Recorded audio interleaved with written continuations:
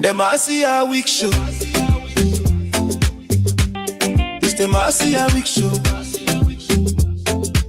From Barbados to Africa, voices unite. Educate minds, elevate sight. It's the Marcia Weekes Show. It's the Marcia Weekes Show. From Barbados to Africa, voices unite. Educate minds, elevate sight. It's the Marcia Weekes Show. Talk truth, build roots, stories unfold. Motivate change, mobilize is the mode, that's the MR code. Hey! We growing, we know it.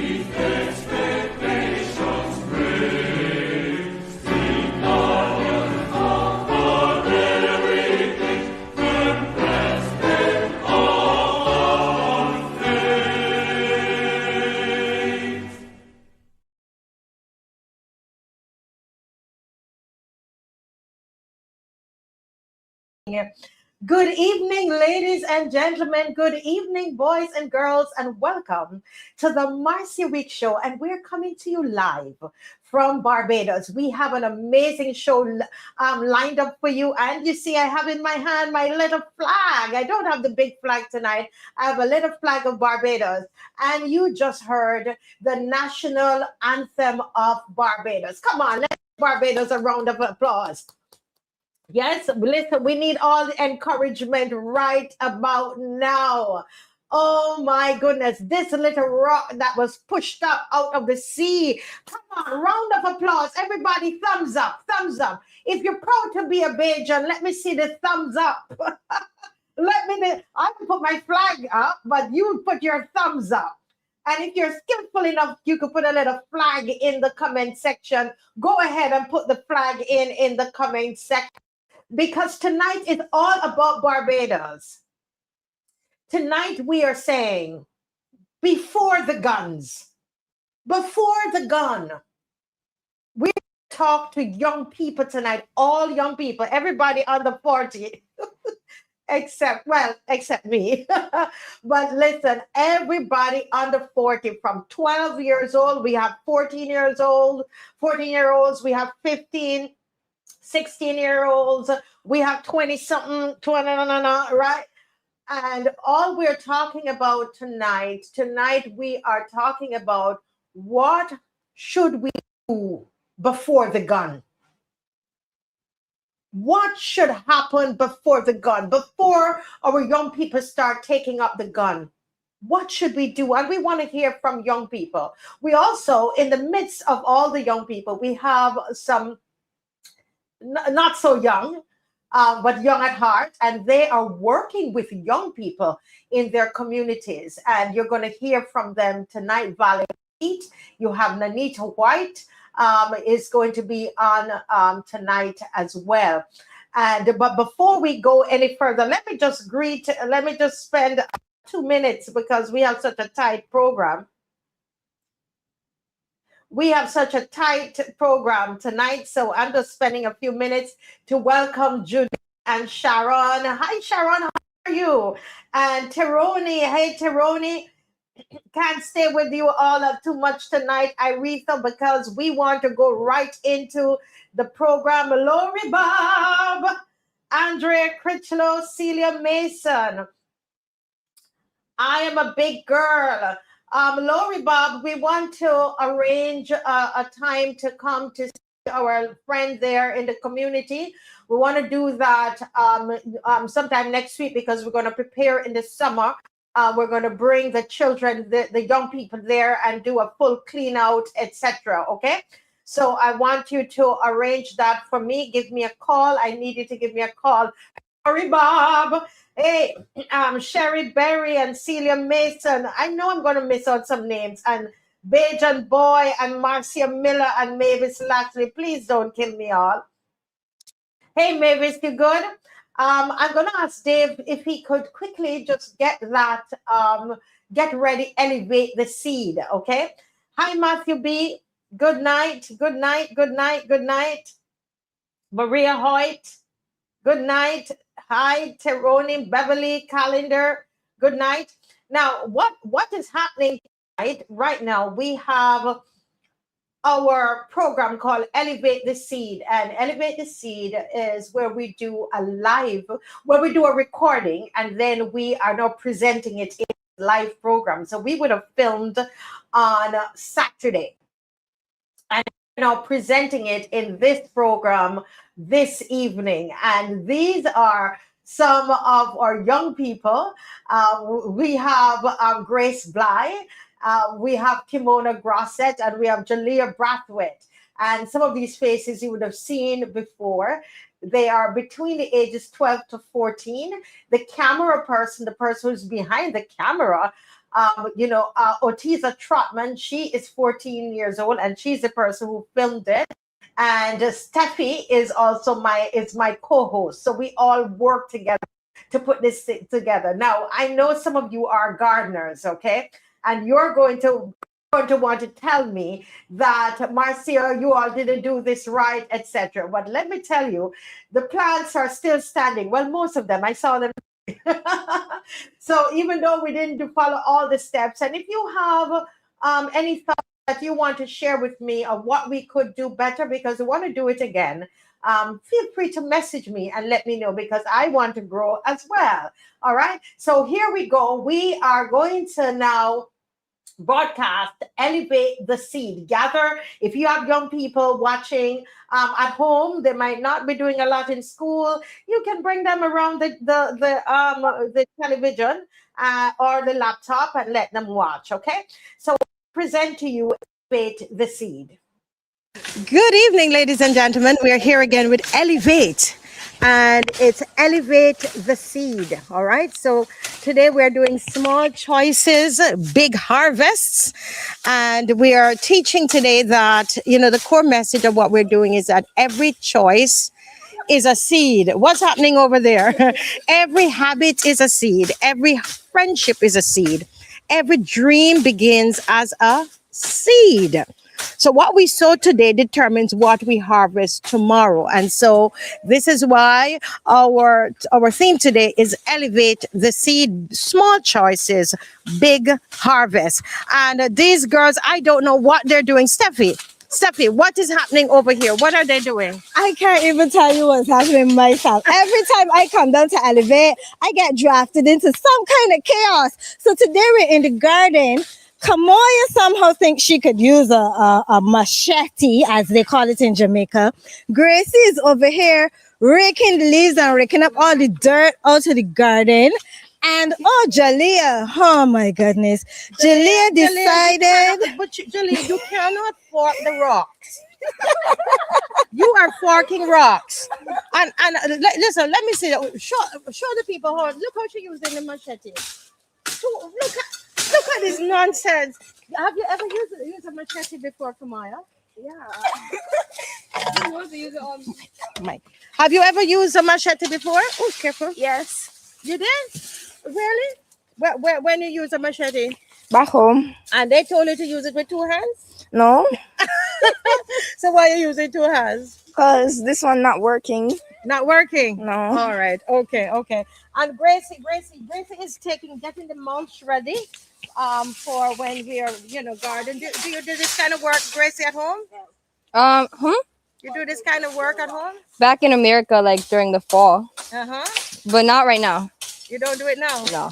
In Barbados, you don't get this kind of hard work to do? No, I don't get like these leaves. Oh, okay. But this is what we use for the mulch, okay? So that, you know what mulch is for? Yeah. What is mulch for? Like playgrounds. Why? Playgrounds or what? What they do on the playground?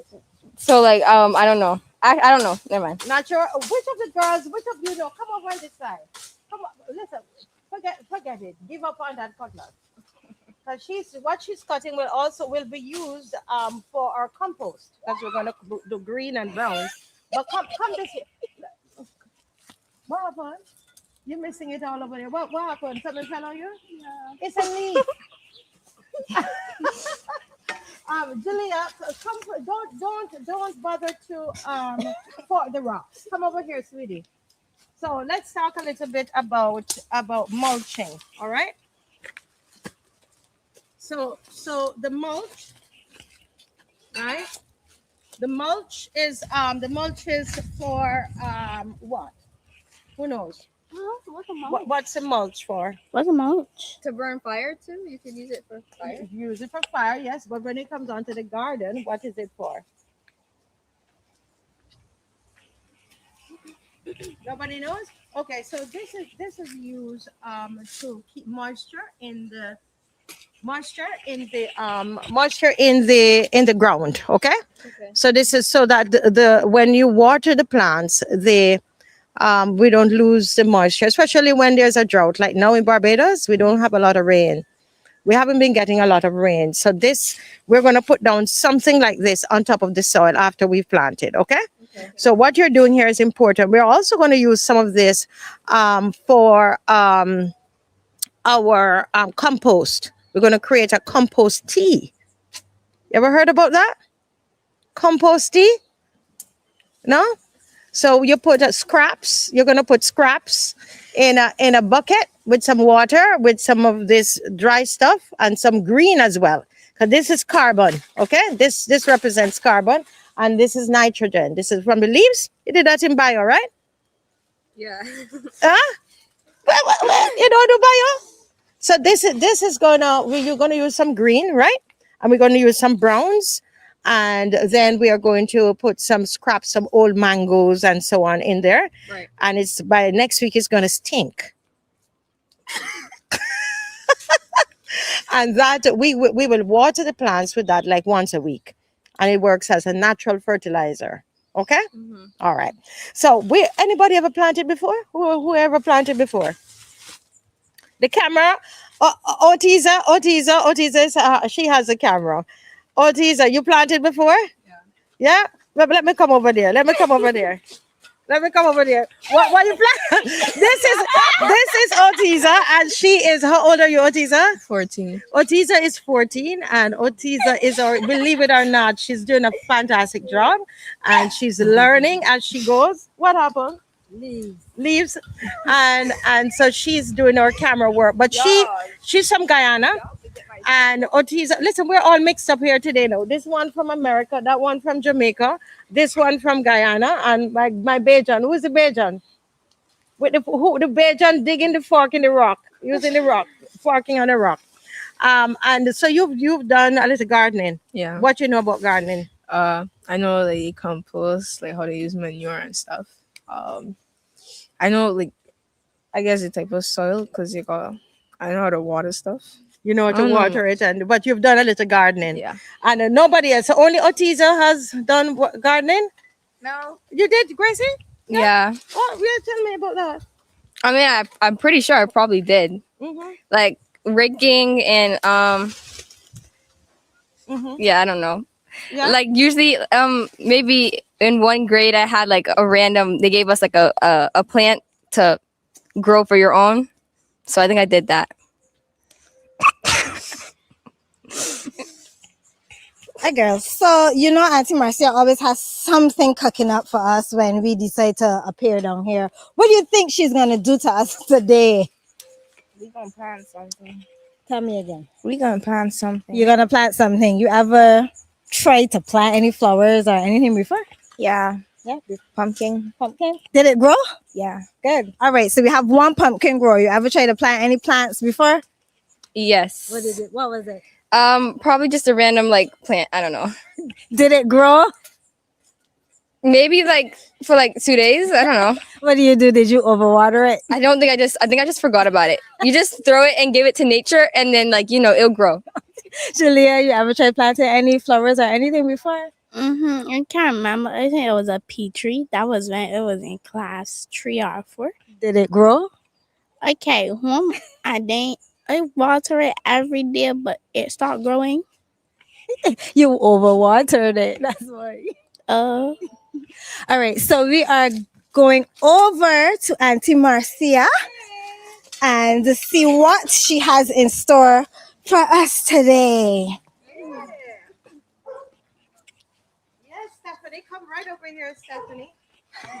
So, guys, Woo! whoa. So, come right up in here. This is now your space. Come on in, This is come on, your Julia. space, and you are going to make it happen all right here. And the first thing that we're going to do is we are going to prepare the soil. All right. And in preparing the soil, anybody can take a guess. Anybody who does bio, take a guess. What do you think we're going to do to prepare the soil? We're going to use a fork. Okay. So we did a little bit for you already. We tried to fork up the ground, but we still have some over there. I want each of you to try to take the fork and to finish off forking up over there. Jalea, you want to go first? Jalea, you've ever used a fork before? I don't think so. No? She's forking rocks. She's forking rocks. Okay, go ahead. And of course, we don't have the right shoes, but go over. I told them to bring sneakers. Jalea. Okay, let's see what you're going to do. So Jalea is forking. All right, go ahead, Jalea. Julia is falling. What you doing, Jalea? Go, Julia, go. Yes, Julia. Go, Julia, go. Go, Julia, go. All right. So all right. So let me help you, Jalea. Let me help you. Anybody want to show Jalea what to do? You think you know? Come. Kamaya said she knows. Okay, so come, Kamaya. Let's see. Kamaya? My phone is in my pocket. Let's get it. What do I do with phone out in a garden for? You let me talk in Jamaican on this. All right, come true, Kamaya. So what you do after that? What you do after that? No, Kamaya? I don't know. You're not sure what happened after that? Okay, put your foot on it and rock it, back and forth, and then ta-da! Okay? Then when after you rock it, come Gracie. Gracie, you know what to do? Come on, try Gracie before I show you. Let's see. Come on, Gracie. Come on, do it, girl. You got some African in you, don't you? Let's see. Lord have mercy. Gracie, you're shaming the African race. Where's your mom from? Who's from Kenya? Who's from where? No, my mom's from Ethiopia and my dad's from Liberia. From Liberia. So you're bringing shame to the African race now, man. Where you good? Where you do? This is all of a sudden, Kamaya, you let me speak in Jamaican on the people's thing. I'm breaking up the soil. You're breaking up the soil? But okay, so let me show you guys how to fork, okay? So let's oops. Yeah, Auntie Marcia almost fall down. Like, you see her ready to laugh. So this is what you do. You put your foot on, okay? And you're gonna go down, dig as far down as you can, and you rock it, rock it, rock it, rock it, rock it, rock it. And then you're going to look. Right? And you kind of turn it over, right? Right. Come, very good. Come. Yeah, put your foot on, put it down, dig down, rock it. You put in any energy on it? Stamp on the devil. No. Come, let's do it together. Rock it. Yeah, you see it going down? I think it's where she put the floor. Yeah. Then just push it back. See? Right. Do one for on your own, and then Gracie. Mm-hmm. Yeah, go ahead, Julia. And of course, she's not wearing the right shoes, but these are kind of garden shoes, so people use this in the garden sometimes. Oh, look at that effort. Look at that. Yes. Energy. More passion. More energy. When Julia finishes, she's going to need a big breakfast. Go ahead now. So you rock it back now. Pull it back. Oh, Lord. Come. Yeah. Yeah. Come. Mm-hmm. Yeah. And you just... No, they're not weak like rats. All right. Okay. There you go. Come on. You stuck up in the aloes? Or return this way. Come on. Is Kamaya or Grace? Come on. Listen, don't shame Jamaican people, you know. Come put your back in this. I'm not from Jamaica anymore. You're not from Jamaica anymore. Hallelujah and Aki and saltfish. Oh, Lord. Yes, go ahead. I have a whole set in the car out there for your mommy. She won't go eat that. Uh-huh. All right. Let them do the rest. Nice. Yes. That's it. Okay, come on now, Yeah. Grace. Come in, Liberia, America, Ethiopia. Barbados. Watch it now. Yes. Go, Gracie, Woo. go. Look at the Go, with all of the Gracie, pretty go. shoes. Yes, that's it. Ooh, nice. Give them one more. I was just Grace. gonna split this up a little bit more. Yeah. Just gonna flip it up a little more. Gracie kills me.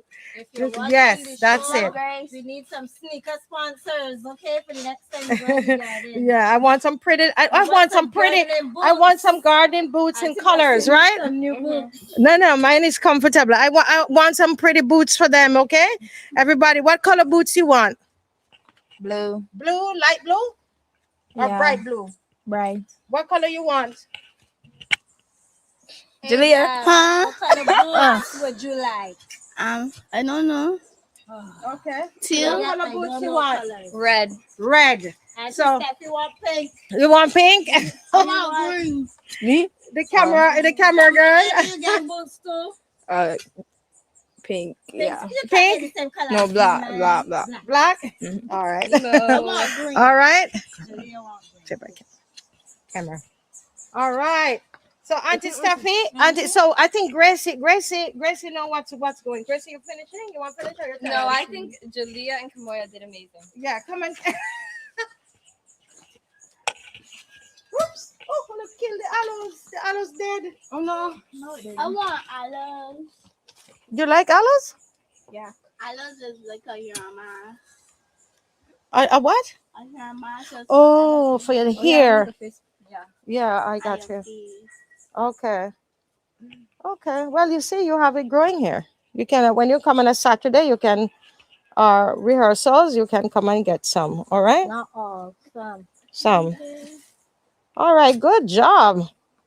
Good job. So we just need a little piece more. And then we are going to go to the first bed over there, and we are going to do some more preparations. Okay. All right. I think we could end with this piece right now. We'll finish up here. So let's go over to the very first bed, and what we're going to do, we're going to try to make the soil a little better. Okay. We're going to make it a little better. So over here, come, Julia. As you're coming, bring that first bucket right there. So yes. Yeah. Anybody knows what that is? Lava. Lava ashes. What is it? Lava ashes. I don't know. It looks like dust or dirt. It's lava ashes. It's ashes from The lava. it's ashes from the volcano. Are these now? Right? It's ashes. Listen, is it that heavy? Listen, look at this. This is what she's trying to lift up, guys. Look.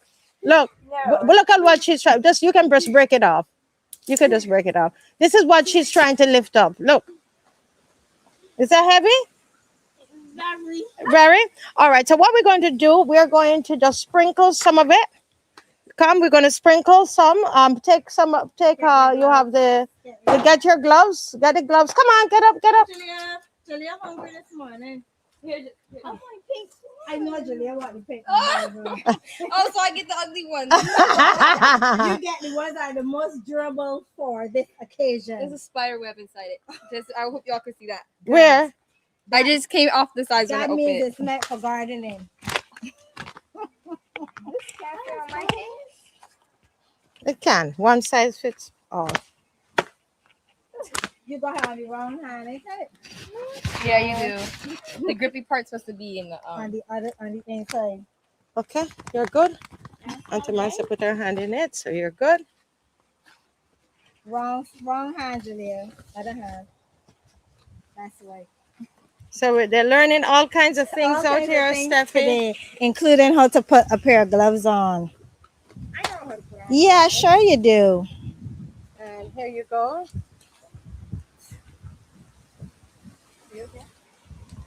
All righty. Oh, yeah. So this is what we are going to do. And right over here, I've got this big.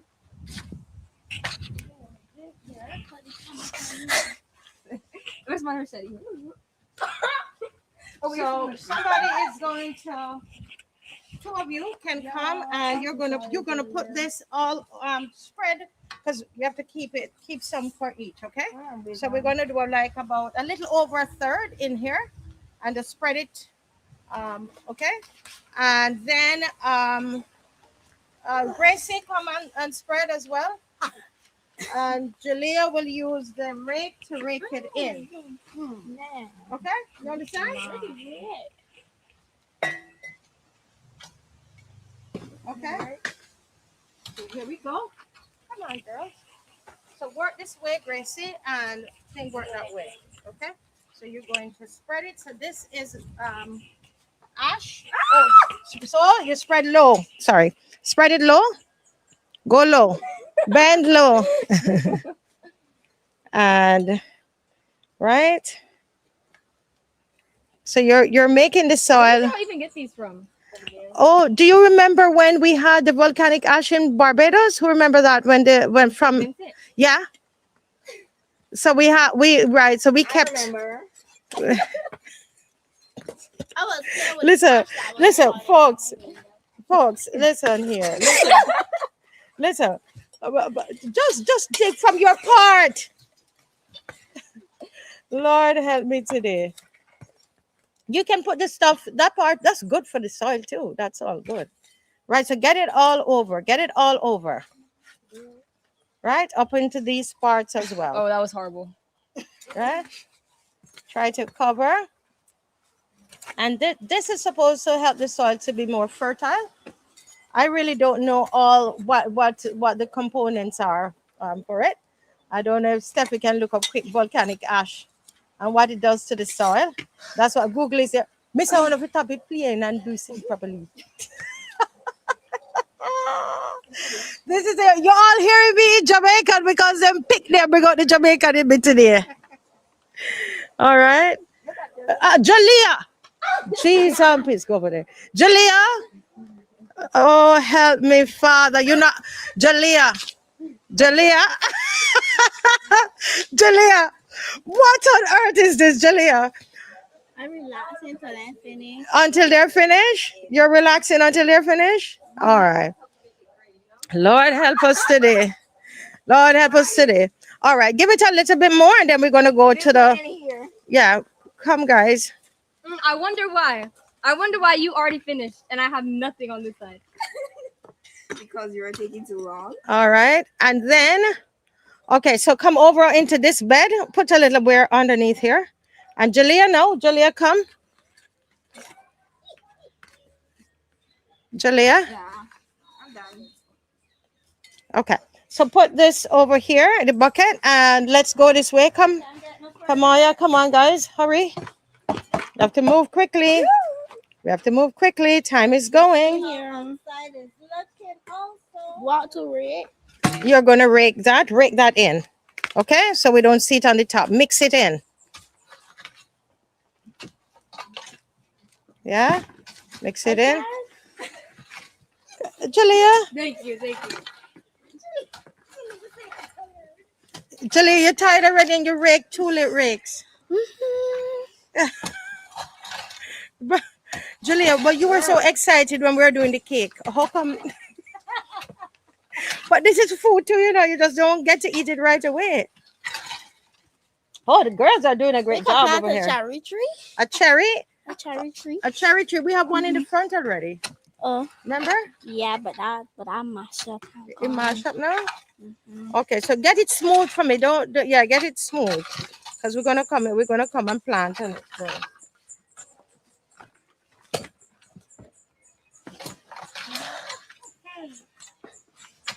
All right, let's go over here. Put some over here. You know, Jesus will come out too. Yeah. Come, girls, we're almost there. All right. Quickly, we can do this in less than, yes. That's the hang of it. Real quickly. Yeah, I might as well.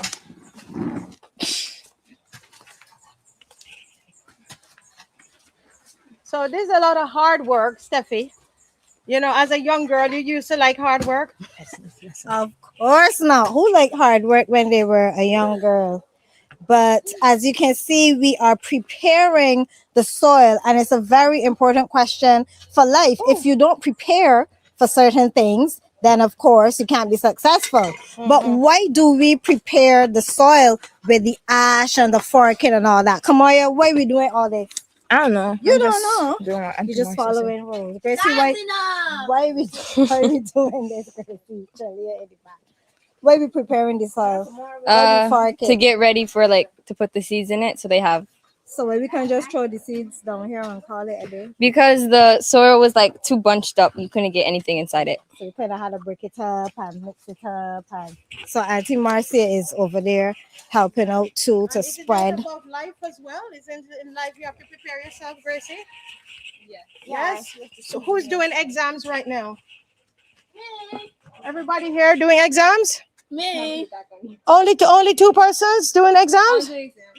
Yeah, right. And so when you're doing exams, what are you doing exams for? Another level. You're preparing yourself for life, right? Yeah. I think you want to be a nurse, Yeah. so you have to do the exams to prepare. So the same thing, we're preparing the soil. Right? Well, I don't really have to do exams because I want to be a nurse in the BDF. Yeah, but Right. you think you can go into BDF and not have subjects? No. Yes. You have to have subjects. Yeah. You want to be going to BDF? But you have to have subjects to get in the BDF. You still have to, right? Yeah. So preparing, and there are other things that you need to do in order to go into the BDF. All right. So that's what life is about, preparing and thing. All right. So you're preparing, and then we're now going to put the seed in the ground. We want to put the plants in. So we have to make holes. So I don't know why you all sitting down. Look at them over there. Lord help us today. But it's like this. Anybody's ever studying and you want to give up? Who studied Spanish exam? Like you do a little bit and you say, oh, this is so hard. Yes, because as I turned through the page, I didn't know what to write because everything is Spanish and I don't speak Spanish. I speak English. You speak English. So you found it hard and you felt like you want to give up. Like kind of how you feel right now. Like, oh Lord, this is so much work. Mm-hmm. Right? Kamaya, when you're studying for your exams, it feels that way sometimes? Yeah. Math? Not really. Which one? Um, Anyone? all of them. All of them. So Except English. except English. Sometimes you feel like you want to give up. Yeah. You feel a bit tired, right? But you're preparing because you want to be a what again? Mortician. A mortician, right? You want to be a mortician, so you're going to need. Look at Gracie face. She wants to be a mortician. But yes, what do you want to be? A therapist. A therapist. And I would not. I would not talk to you. What you said? What? I would not talk to her. No, I wouldn't. I'll be a great therapist. I No, think I you're should a great laugh. You will laugh. Sorry, cameraman doesn't talk, so I don't know why cameraman's been talking. So Gracie. So to be a therapist, what subjects you need? I think it's mostly subjects in college that I need. Not really that much in secondary school, so just do good overall. Overall, so you can get into college. Right. So you're preparing right now. Yeah. Yeah, very much like what we're doing with the soil. So Auntie Stephanie is going to bring. We're gonna grab the fork there, and yes, behind you, little baby, the baby fork. Yes, you got me. And there's another one over there. Auntie Stephanie, you want to show them how to? Okay, let me show them how to do a hole while Stephanie chats with you all. Come over here, girls. Come on over and see how Auntie Marcia is doing the holes. We know you're tired. Don't worry. You'll be over soon. It'll be over This is soon. what when you're doing your exams, you're gonna have to. When you're studying, Jalea, you can't give up. Okay. You have to keep preparing. Huh? Was this a lime tree? Yes, and it died. Why did it die? Because y'all did not water it. That's right. Sorry. So it's the same thing, right? That you have to, when we plant these, we have to get them watered. If you don't water it, it will die. Right. Send Jalea there. Send Jalea there. Jalea lives close. But this, you see, guys. You see, guys, with your lives is the same thing. You have to care it. Yeah. Yeah, Yeah. I'd be real busy. How do you throw water on your life? How you throw water? Somebody Like said, a Gracie. building. Somebody said, how do you water your Girl? life? Like a building. Auntie Marcy, is this the hole? Yes. That's good. We can put Okay, Julia continue. here. So we're going to make them, look, use your hand and go two, okay? It's 2 spans. You follow me? No. So, look, one hole is here, turn the other hand, so the next hole is going to be there. Follow? Does that make sense? Yeah, so, yeah. I mean, that's what over here. So put a hole right there. I could be the supervisor. So that's good right there. In the meantime, great. Dig, Jalea. Watch your face. I could tell, Jalea, you have never done this. Right. So, Jalea, all right, take it easy. All right, Gracie, come. Use. The fork is not to be used for this, but I think you can get it done there. Come, start here, and you can use that and you dig a hole. Okay. Okay. And then you use 2 span and go and dig another hole. Okay. So So that's already one hole, so I can move on. yeah, move on. Yeah. Come on, quickly. She said go like this, Grace. Yeah.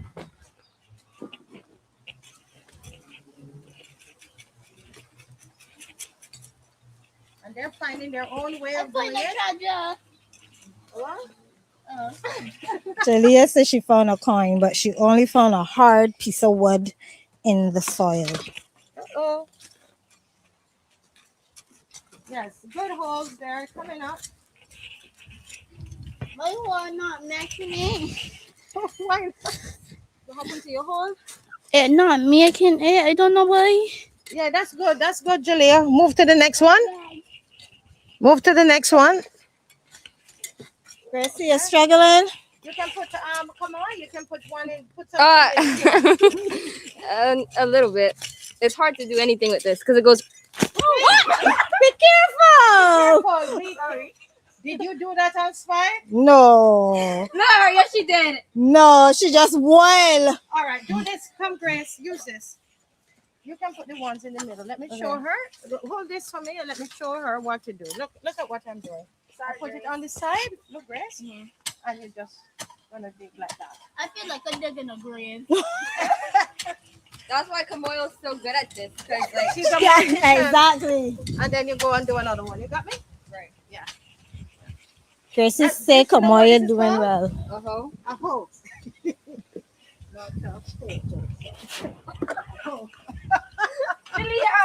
Gracie say Kamoya is doing well because she want to be a mortician, so she probably like digging holes. She not a funeral.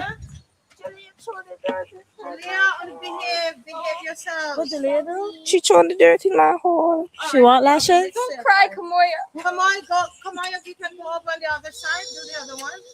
Go ahead. Jalea, you being naughty? No, I'm very nice. You sure? Yes. Yes, I am. Look at what you're doing, Jalea. I make my two holes right here. All right, bring the hole over here and do one here.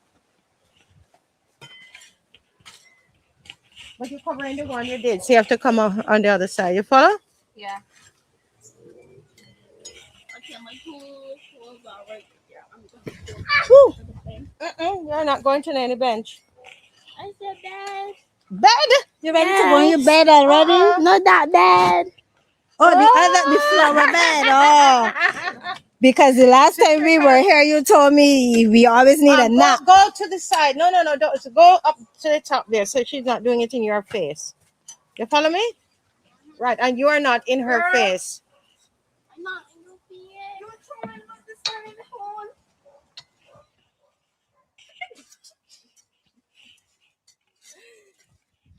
Yeah.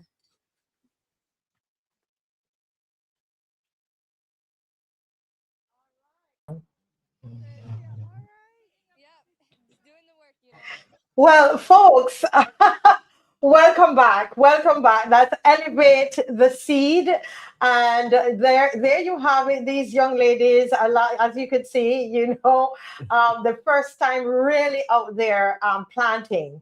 And well, we have with us here Vale Skeet. And you were here laughing at these girls, right? Yes. Why are you laughing at the girls? Because at their age, I knew how to plant. At their age, you knew how to Yes, plant? of course. You had a little garden, or you were Those helping your things parents? that were taught to us as parents. They would plant tomatoes. Mm-hmm. Those little small tomatoes. Mm-hmm.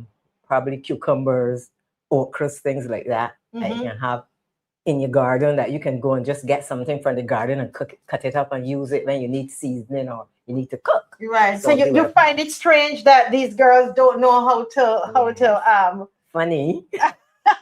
it's Oh, funny. funny. Yes.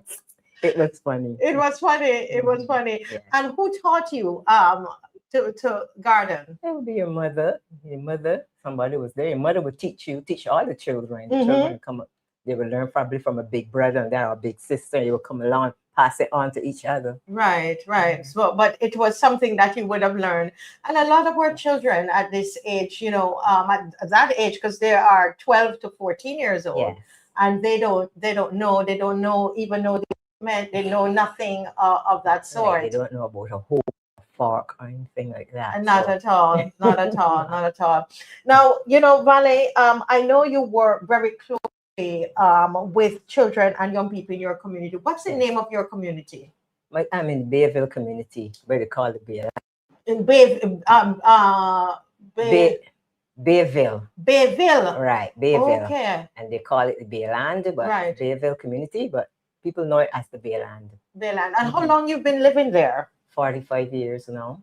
45 years. Yes. And in working with the children there in Bayland or Bayville, what are some of the challenges you see among the children there in your community? I think I see children out at night, very late. Children, sometimes 5 years old, out in the streets, 8 o'clock, 9 o'clock. You're serious? By themselves? By themselves, a group of boys, or a group, just our boys and girls mixed. And at that age, we were in bed at 5 So this is even school nights? School nights? I'm talking about school nights, yes, school nights. Oh my God. So I'm concerned there's no supervision for these children at this age. And it's strange that children should be out at this time of night. It surprises me, but and I'm surprised. I'm like, where's the mother? Because mothers usually feel some strange thing when the children are not at home at that time. So I'm wondering. So I have to go now. What is happening that these children are out so late in the community? So sometimes you actually go and find the parent of the children? Yes, yes. Wow. Wow, it takes a village. Yeah. It takes a village. And tonight, we're really talking about, our theme tonight is before the gun. And before the gun, there's ballet. There's ballet skeet. That is where I see it, because those children who, it's a school night, and there they are, walking on the street at after 8 o'clock on a school night. I mean, if they keep that up, more than likely, they might end up in the street. So when you speak to parents, what is it that what do they say? Sometimes it's the parents have to work in the night, Mm-hmm. and there's nobody there to look out for them, so they probably take the chance to leave the house. And then some parents, doesn't matter to them if the children are out at that time or not, because they're doing their own thing too. So sometimes that's a big problem too. Mm-hmm. Sometimes it's not just that the parents they're working, it is just the way they parent. They don't see anything wrong with that. Nothing wrong with it. Yeah. But Vale, when we were little and we were out playing, and once it started to get dark, you want to get home. Get home. 6 o'clock was the deadline. Then you have to get in, because if you got in late at 6 o'clock, you know what will be there waiting for you. Right. And when you get in, you're gonna wash your face and your hands and get something to eat. Get yourself ready for bed then, In your experience in working with the children in Bayland, what would you say young people need most today? Is it like discipline, opportunity? What do they need most in your estimation? Well, they do need discipline, opportunities, all those things. Yes. But I think along with all those things, they need spiritual guidance. We lack spiritual guidance in our communities today. I think in my mother would say you have to live a balanced life. You have to know the broad, you have to know the narrow. The narrow one is going off to church, hearing about God, understanding who God is in your life, the spiritual part, because people don't understand that we are at least 50% spiritual. All the other parts, emotional, all those other things fits into the other 50%. Right. But what this 50% is spiritual, and we need to still get in contact with God, know who He is, what He's done for us, what He's placed us here on this earth, what He wants us to do, and so on. So we need to get children into church to let them understand that there's another side of life beside the side that they're looking at. There's another side of life. And I think it's a big difference, because it made a difference in my life when I was younger. At 13, I decided that I'm going to give my life over to Christ. I'm going to let Him rule my life. And at 13 years, it kept me away from a lot of things that other my other friends who were not thinking about anything spiritual. It kept me away from all those things that I see that they were in after I give my life to Christ. I mean, I don't have any regrets about that. So I think I need to get those children into the community, from the community into the church, to understand that there's a spiritual side of life that they need to focus on also. And that is a great help. Yes.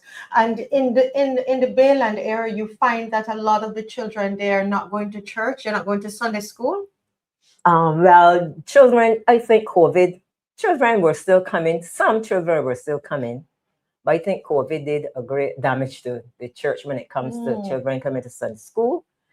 And in my time, we had to go to Sunday school. in this time now, the parents are asking the children, do you want to go to Sunday school today? And the children are saying, well, not today, mommy. I'm here on my game, or I'm here doing something. In my time, it wasn't like that. You go and you learn something. When you got older, you will make your choice because you're an adult now and you don't have to go if you don't want to. But at that time, things were so seasoned in us that we wanted to go there. Yes. Because we learned something. We understood what it meant to be going to church and understanding what something spiritual that we needed in our lives. Yes. Well, tonight, if you've just joined us, I'm here speaking with Valet Skeet, and she does a lot of community work in the Bayland area. I have seen her in action. You had some of them on the bus, on the bus to Gospel Fest, right? Yes. How was that experience for them? Children were so happy. Why were they so happy to go on a bus? They were going on a bus and they were going out and they know they were going to Farley Hill. So we give the children, we want the children to live a balanced life. Yes. Not only to go to church, but to understand there are a lot of other things out there in life that you can enjoy. Yes. And you don't have to get yourself into any trouble to enjoy it. So that's the thing. I want you to see life is an enjoyable thing. Life is what you make it. Yes. It's very enjoyable. You don't have to be sad and empty and all those things. You can do things that are fun things. Fun things. Tonight, guys, we are talking about before the gun. Before our children or young people start to take up the gun. And here is Valet Skeet. She is in the church where we say in the gap. She is that person in the Bayland area, and she's standing in the gap between those children and possibly the gun or the streets. And you are saying that before that happens, they need Sunday school. Yes, they need Sunday school. They need discipline. They need discipline, yeah. They need some discipline. I want to encourage them, to love them, to take care of them. They need to see that and to feel that. Because if you take them to church, but they don't feel this love and they don't feel this care and attention, they're still going to feel empty. So even when they go to Sunday school, they need to feel the love and the care and so on. What motivates you the most in doing this work? I think when I gave my life to Jesus at 13 years old, and I understood, yes, I was 13 then.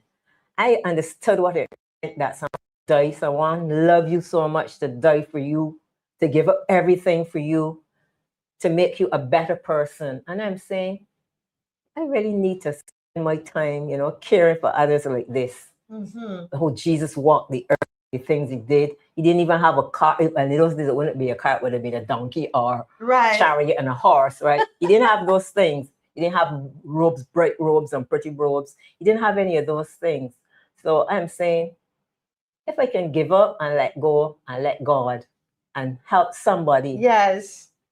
And that is what I did for the last 45 years in the Bayland, helping the young people to grow, to change, to understand all about life, making sacrifices. Don't drive because I don't have a car because the money goes into the children. I know. You're always, I see you walking in the Bayland and you're with the children. And this is something that, how long you've been doing this, Valet?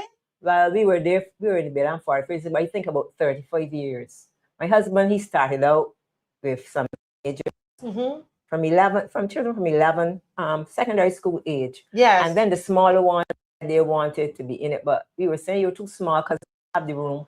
But we realized those small ones grew up. So by the time they weren't interested anymore, so we said, let's start one for the smaller ones too. So I did the smaller ones, the ones in primary school, and he did the ones at secondary school. Yes. And then we grew to houses, and then we managed to get to write a letter and get help from the community center. So we had it in the community. We held it in the community center, and that is where we were. I got ill. I had to stop for a while, but I'm still back out there again now, helping the young people. This is amazing. And you see that, guys, it's going to take each of us, everybody doing something before the gun. And I want you to keep that in your mind tonight. That's our theme tonight, before the gun. We started off the show with the children doing, the gardening and you took them to Gospel Fest on a bus, etc. So you want activity. Activity is how important activity. Gardening and so on for the children before the gun. Yes, all those things are very important. I find that activity, like you children to some club, some club that they can join. Even brownie scouts, all those things are very important for the children.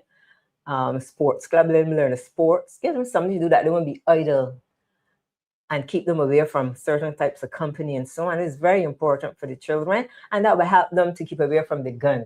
My mom always say, people, places, and things. Those are the three things. Keep away from certain types of people. Don't go certain places, and don't do certain things. And these are the things that will keep you from getting yourself in trouble. When you work with the children, do you the things like your mom told you that people, place, and thing, right? Do you pass that on to the children as well? You pass it on. You have to let the children understand what are these things. What do these things mean? People. I ask you, what kind of people do you mix with? What kind of friends do you have? Where do you go? What places do you go? No, what places do you go? What are the things that you do that will keep you from trouble? So you ask them, do you mix? And then explain to me. They will explain to me what you do. Some of the things they think may be wrong. I said, do you think this is wrong or right? And then they will explain to me. So I said, well, you need to stop doing this and do this that is going to be positive. So you try to explain to them in as simple as you can, a simple way. And what's the age range of the children that you work with in the Bayland? I will say 4 years. Oh, to teenage years. To teenage years. To teenage years. Teenage years. 4 years to teenage years. Yeah, that's about it. Sometimes you have to even start at 3 years now with the children, because the 3-year-olds are very rude, and they can use words. I heard some words coming out of a child's mouth. I looked around to see how old the child was. I couldn't even see the child. I had to look down. Just a little 3-year-old using some words, could speak very plainly when it comes to words, those words, very plainly. So you have to start very young. Start early. Now, tonight's theme again, you're going to hear it a lot, before the gun, because I think that it is so important that the community gets involved. And I was so impressed when I saw you with those children on the bus to Gospel Fest. So we want to say thank you to all of those of you who sponsored. Some of you sent money for the bus, even though you didn't come on the bus. Well, Valet was able to take some children from the Bayland. But Valet, let me ask you, in your view, what has happened in a child's life, before they reach that point of destructive behavior? What do you think would have happened in their life before they got to that point where we see them on the TV or in our newspaper, on Facebook, on social media, with the police going into the police van or car? What do you think might have happened in their lives? I think supervision. I think lack of attention. They need attention. They need care. When you say attention, what you explain? Give me an example. Okay. You have a child at home, and you have that child on a tablet all day long or on a phone. You're not, I'm going out here, but my friends, you might be sitting on the step with your friends. You're not looking at that child. Yes. You're not caring for that. That child needs someone to talk to sometimes. Sometimes the child, Mommy, you want to ask? I don't have any time with that now, but you can't say I'm tired. You can't say I'm busy. So there's lack of attention. They can't get the attention they need. So then they're going to go and get someone. They're going to pay them the attention outside, talk to them, and the person might advise them the wrong way. So when they advise you the wrong way, of course, they're heading down that road because they're telling you something completely different to what you would expect to hear from your mommy, but your mommy or daddy not giving you that. So your friends giving it to you, or some other adult. Boy, why you don't chop off your head or lick loose or stab? Don't let nobody trouble you. And a parent will tell you, learn to walk away from these difficult situations. Don't stand there, walk away. Yes. So if an adult know that your mom or dad not telling you to walk away because you don't have that vision or that attention, and someone tell you to go and shoot or stab or kill, then you're going to be heading down that road. So it's lack of attention, lack of supervision. The child can go anytime it feels like going out, anytime it feels like coming in, mix with who it wants to mix with. One time parents will say keep away. So it's a different thing altogether. So we have to pay attention to those children who really need it. There are lots of children who come up in fairly good homes and so, but there are lots of children out there who are yearning for someone to care for them. and we can do it. We in the community can do it. Yeah, because that is what I was going to ask you. Do you think, I mean, a lot of people say crime is a police problem. You know, what role do you think, people who are listening, what would you say to the person listening to you right now? What can they do to stem this issue? What the person who is listening saying, well, you know, we're just tired to see them on the television, tired to see them in our newspaper. What can we do? Before it gets to that, well, the police must handle crime. We can't. But before it gets to that, I think we need to understand in my time, there was the home upbringing. Yes. There was the church. Yes. And it was the school. These three systems work together and they work well. Today, we see people criticize the parents criticizing the teachers. In my time, the parent never criticized the teacher and the parent together. So if you have a child that is in trouble, the teacher would send for the parent, and the parent would sit and listen. What's happening to this child? What does this child need? How can we work with this child? Today, now, if you send for the parent does not come, and if they come in a huff and a puff to fight. So we don't have that spirit of that's why when we say community, we had the church, we had the parent, and we had the church, the parent, and we had the community, like grandmothers, grandfathers, and so on. Yes, the right? extended family. Yes. Today, we don't have a lot of extended family. Everybody's busy, everybody's working. So we need to, and a lot of elderly people tell me, well, you're not helping out. It's because when they speak to the children, the parent come out and make a scene and use some abusive language. Interesting. I would love to know, those of you who are watching, is that what you find, that when you try to help to speak to a young person, that the parent comes out and abuse you? Is that what you let me know in the comment section, but continue. They would use abusive language, and the children themselves would use the abusive language too.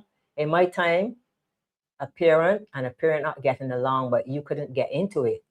You had to still pass and say, good morning, Miss Marcia. Right. Or good evening, Miss Marcia. You couldn't, Miss Marcia speaking to me and going on like if you were grown up.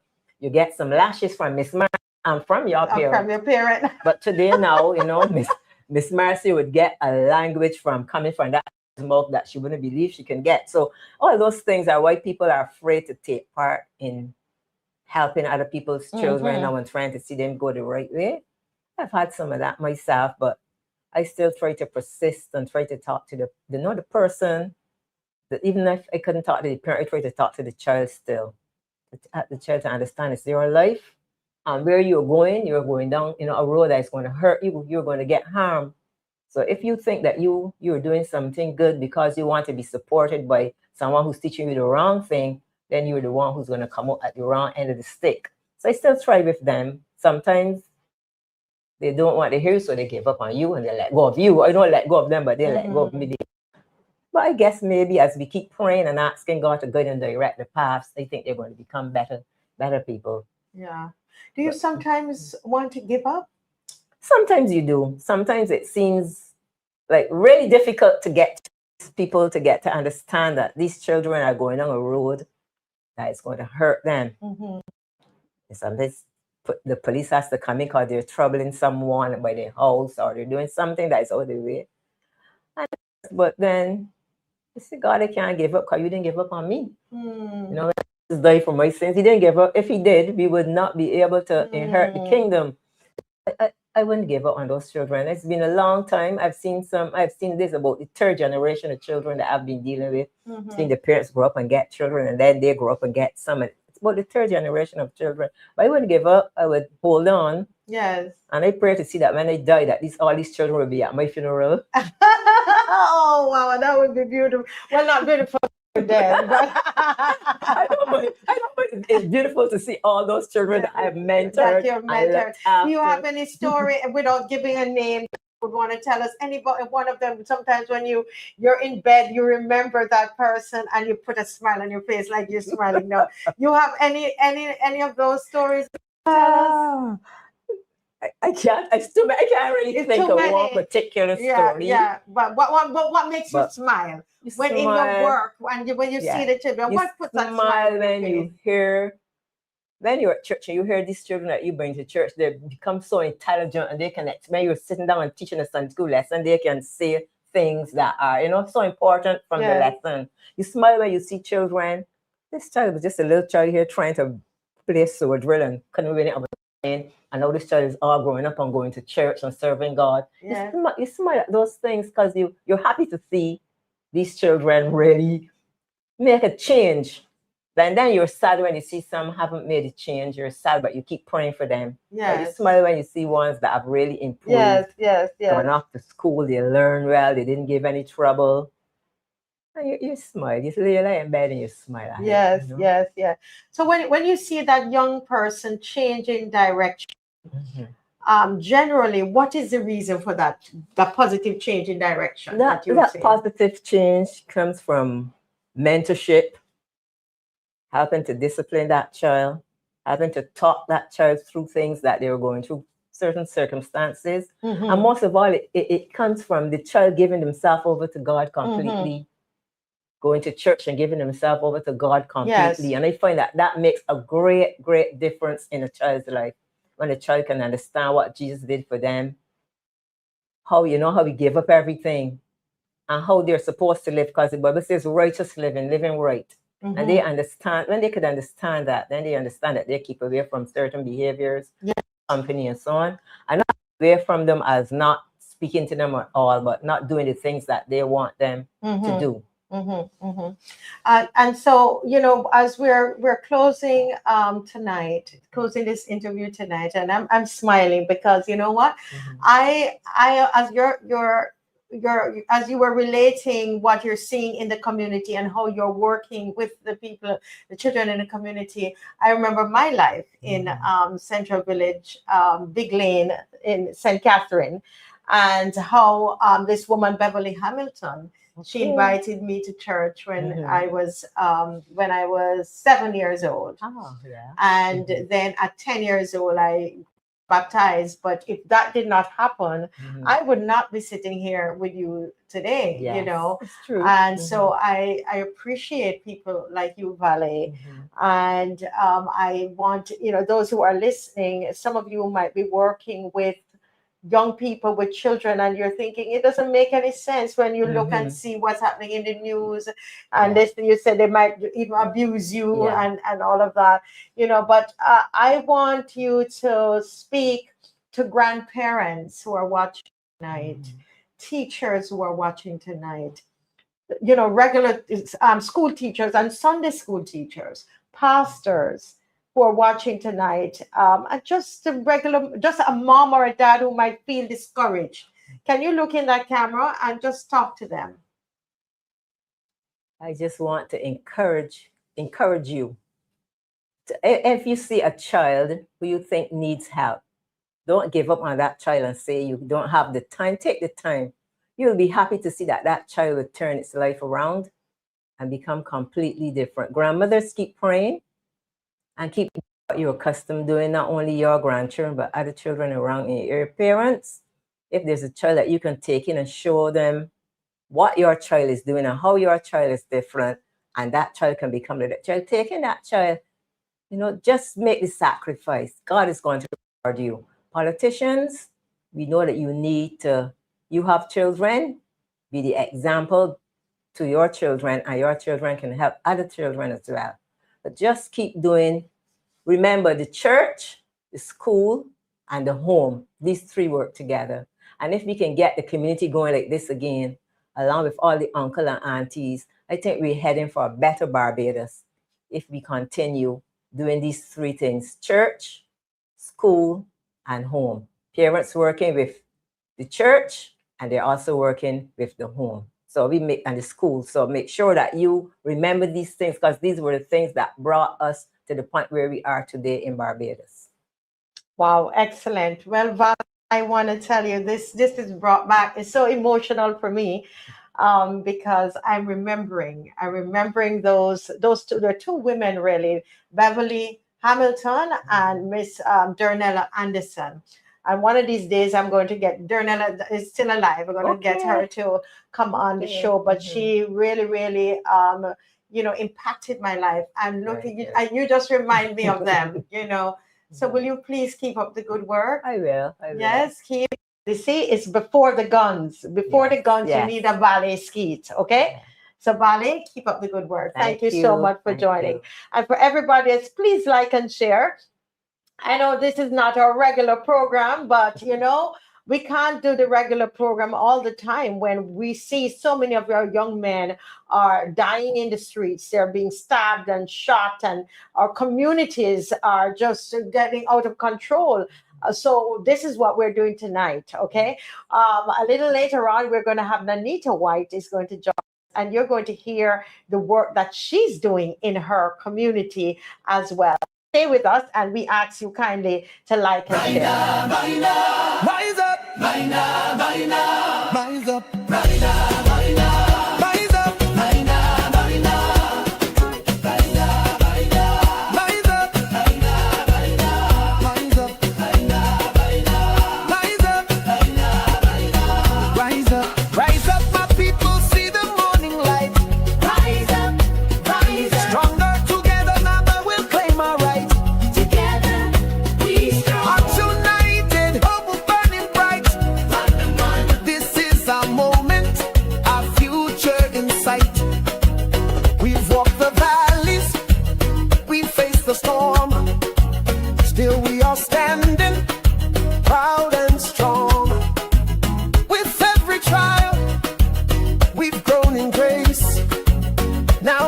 Time, let us take our place.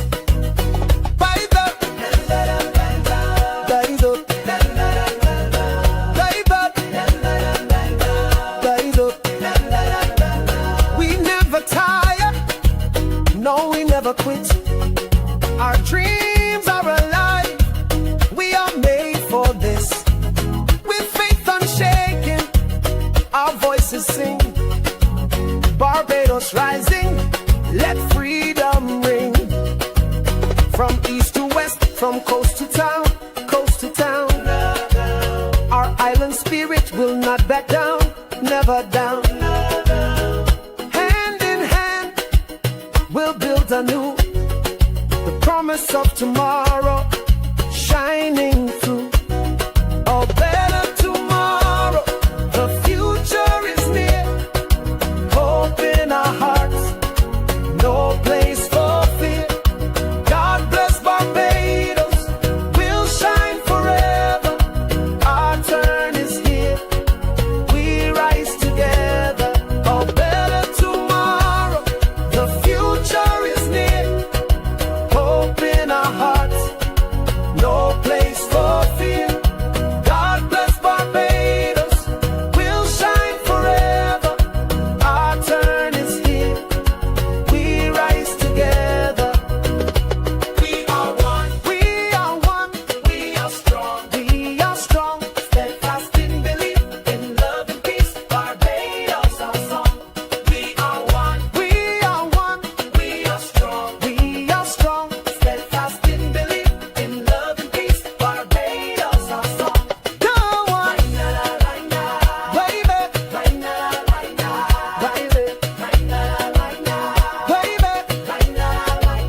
lift up your voice, let the whole world know. Our light is bright, it will always glow. Forever bound by this land we love. Barbados blessed by God above.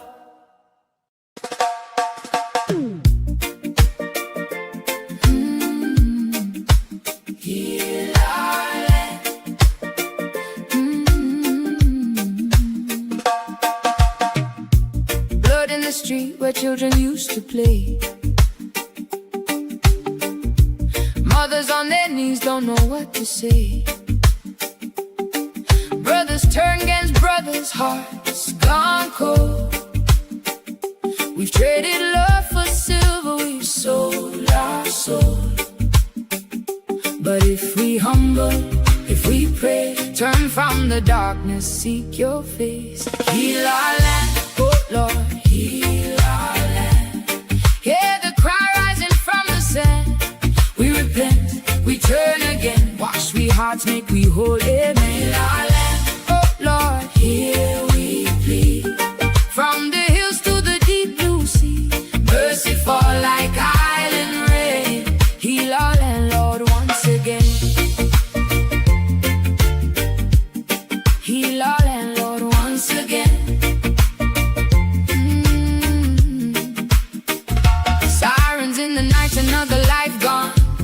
Fathers missing, the guidance done gone. We forget the roots that make we strong. Now every right just turning wrong. But if we humble, if we pray, turn from the darkness, seek your face. Heal our land, oh Lord, heal our land. Hear the cry rising from the sand. We repent, we turn again. Wash we hearts, make we whole. Heal our land, oh Lord, here we bleed. From the hills to the deep blue sea, mercy fall like island rain. Heal our land, Lord, once again. If we call on you, you will answer. If we turn from sin, you will hear us. If we seek your face, you will heal us. We humble ourselves, we cry out today. Take the violence, take it away. Plant your love where fear has grown. Make this island yours alone. If my people, called by my name, will humble themselves and pray. Heal our land, oh Lord, heal our land. Yeah, hear the cry rising from the sand. We repent, we turn again. Wash we hearts, make we whole. Heal our land, oh Lord, here we plead. From the hills to the deep blue sea, mercy fall like island rain. Heal our land, Lord, once again. Heal our land. Lord have mercy, save us all. Heal our land.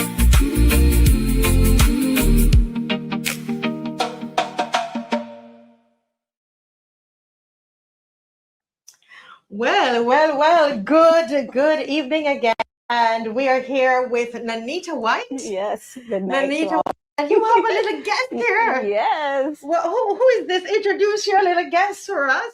My name is Tyreek Anthony Thompson. Wow. Tyreek, speak up a little louder because you don't have a mic, but so speak louder. Yeah. Louder. My name is Tyreek Anthony Thompson. Wow, give me No, is this your son?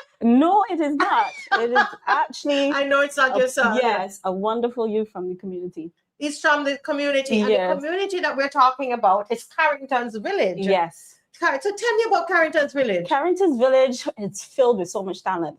Must I tell you, I recently saw something that somebody sent to me, a documentary, and they were talking about Carrington Village is actually split into two. And it's over to the left side, it's full of creativity, people that are fully embedded in the arts and culture.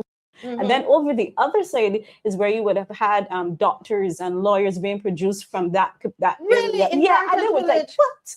Carrington Village is phenomenal. And if you really think about it, our Calypsonians are from the community of Carrington Village. Really? Yes. Oh, wow. Some of whom? Like who? Like, is Gabby from there? I'm not sure about Gary's roots, but I know we had, the name is slipping me at this moment, but I know for sure I can probably give you about 3 later on when the names come back to memory. Maybe it's that age. I'm getting to that age now. Yes. I understand. Yes. So I mean, you find that there's a wealth of talent there. I know you yourself, you're a talented woman. And so talk to me about, how did you get involved in working in the community in the Carrington's Village? I think it has to do with the love of children. I think that's where it really started, because before that it was just, you come home, you pretty much stayed inside. But then I realized, there's a wealth of youth with so much talents and so much gifts. And I want to impart something, but I want to show them that they have the ability to do something great, to be greater than just confined even to Carrington, but to be the possibilities in the world of itself. And that's how it actually started. And then I would have reached out to the children I saw in the community. I was like, let's put a book together. Let's see what comes out of this. And it ended up that we entered it into a competition. Wow. And they came second in this zone. It was the community independence celebration. Yes. And they came second in this zone. So hold a minute. So you decided you were going home from work, like everybody else. Everybody else, you go home from work, take off your shoes, get something to eat, lay down, watch some TV. Yeah. But then you decided that you wanted to do something in your community. Yes. And I like to backtrack a bit. I think what had happened is that we had a situation where there were some youth who would come down from school every evening. Not all of them, but some of them would find themselves involved in activities that were not so desirable, like a lot of fighting, you know how it goes. And so every evening I'm outside, I'm ready to part a fight. I come in with my stick, I running up the gap with my slippers off, and I parting fights like I'm the mummy, and I separating this body, and I taking away rocks, and I almost evening. And I was like, okay, Nanisi, you gotta do something. And I decided, okay, let's look at maybe using some sort of book that they help to share their experiences, they use their own life scenarios that occurred, and put that into writing, and let's see how that goes. And the parents were all on board for it. I would have had an opportunity to work with the children. I have the book here, Marcia. Right, so this is a book. So listen, you see how, look, you all see this? So she went from coming home, kicking off her shoes. Well, not quite. You went to part some fights and so on. And then you decided you wanted to go and help the children. And out of that, you wrote a book. Yeah. And the book is called No, Stop It. No, stop it. There is another way. Because that's what you were actually doing. And that is no. Let's stop it right now. Stop. And I was like, wait, no, stop it, you know? And I was like, whoa, this could be used. And actually, backtracking, there was another book that I had written before this one. And actually, it was the children from the actual school, because they were involved in some fighting as well. And we had to be like, no, stop it. And then we were talking about, then realized that some people were having challenges with, like saying no when... I'm trying not to give away too much of it because it's a bit personal for some of the individuals. Right. But let's just say that it was a hand signal that they were using to say, no, stop it. This is my body. And no, stop it. I told you I don't want to fight. Leave me alone. So I out of that. But here's the thing. I had the opportunity to work with actual characters so all of these children are actually from the community. The children are from the community. Yes. And look at that. My wonderful illustrator, Nadika Alexis, who actually doesn't live in Barbados, she took them and made characters from their faces. Is he part of this? No. You're too young. Yes. You know all of these boys in this book? Not this one, not this one. But he's Speak a little louder for me. Not this one, but he's my cousin. Oh. And he's one of my friends. Yes.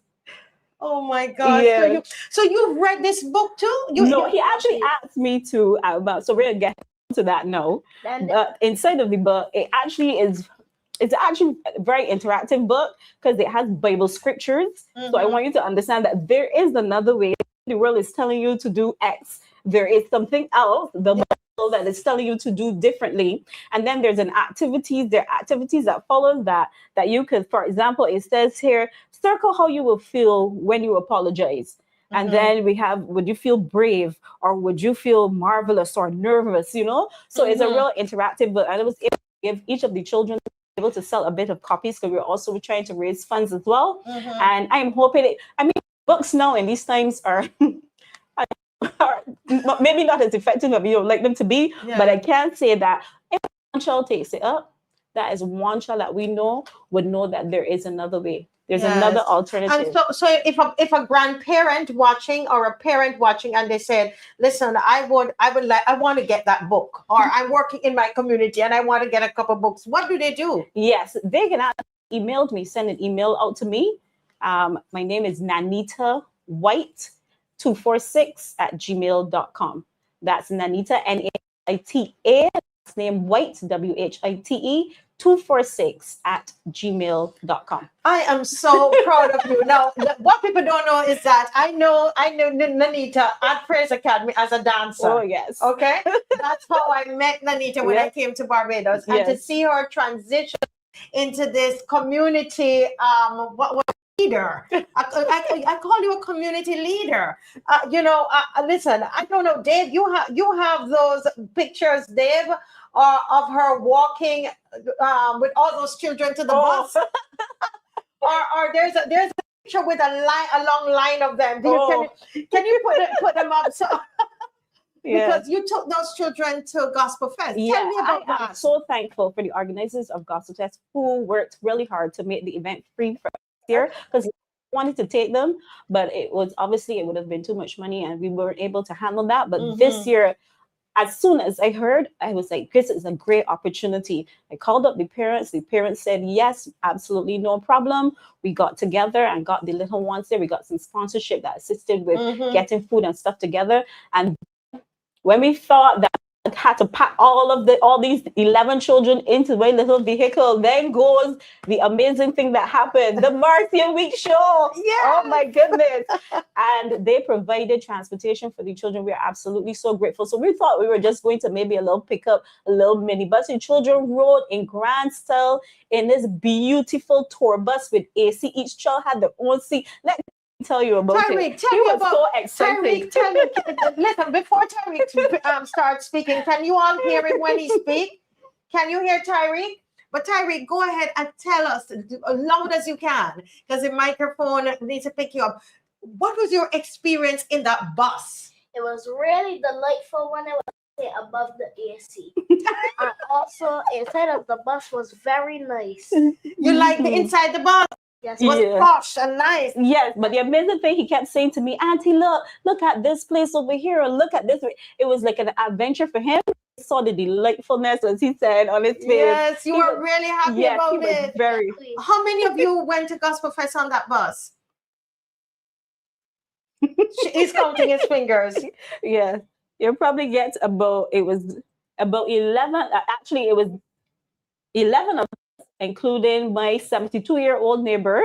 He wanted to go as well. Right. Yes, he had lost his daughter, his 40-year-old daughter, recently, and he said the Lord sent this girl Nanita to replace his, not necessarily replace, but to assist how she would have, and he came along with us. So it was maybe 12 or 13 that went on the bus. So thank you to everybody who sponsored the bus. You. It took some children from Carrington's Village and also from the Bayland to Gospel Fest. And we have a little video on there. Dave, you were playing something for us? Let me see if Dave, can we hear anything from that video?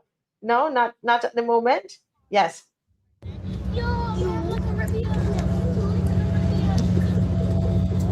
That's a forest. You could gain a kid from here.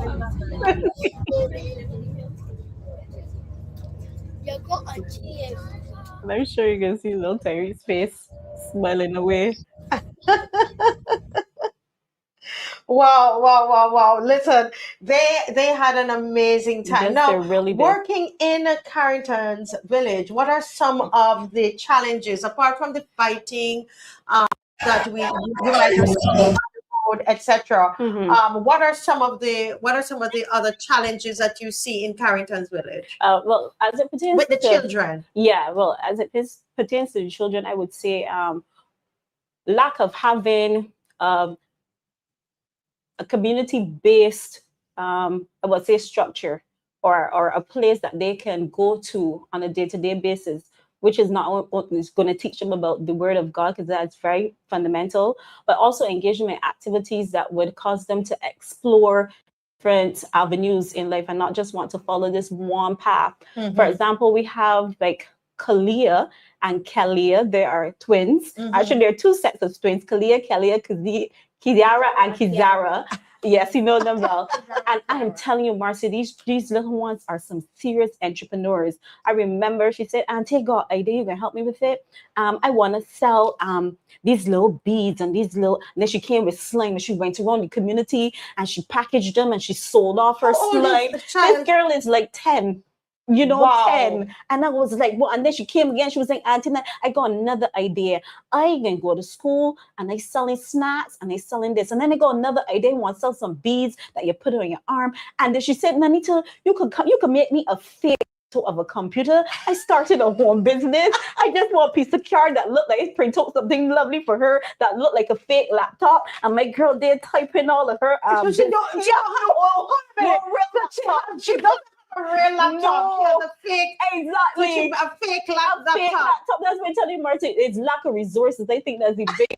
Because if we had those like a facility where the children can go and do some basic computer, I'm telling you, these children will be taught. And a lot of them are so. Tyreek is a stilt walker. He actually works. Yes, Tyreek, that's how I met him. Yes, you were still I met you. When I was walking across the road on my stilts, I saw Auntie Nanita. Mm-hmm. Then she told me that she was a stilt walker. I walked over to her. Then she told me that. And also, we started talking a lot. And I started stopping by a lot with my brother, and without my brother, and with my friend. Yes. Oh, wow. And that's how you became friends with Auntie so Nanita. Talented. I mean, the talent is amazing. And that's just so we have like a national sports athlete, Faith. Her name is actually Larissa.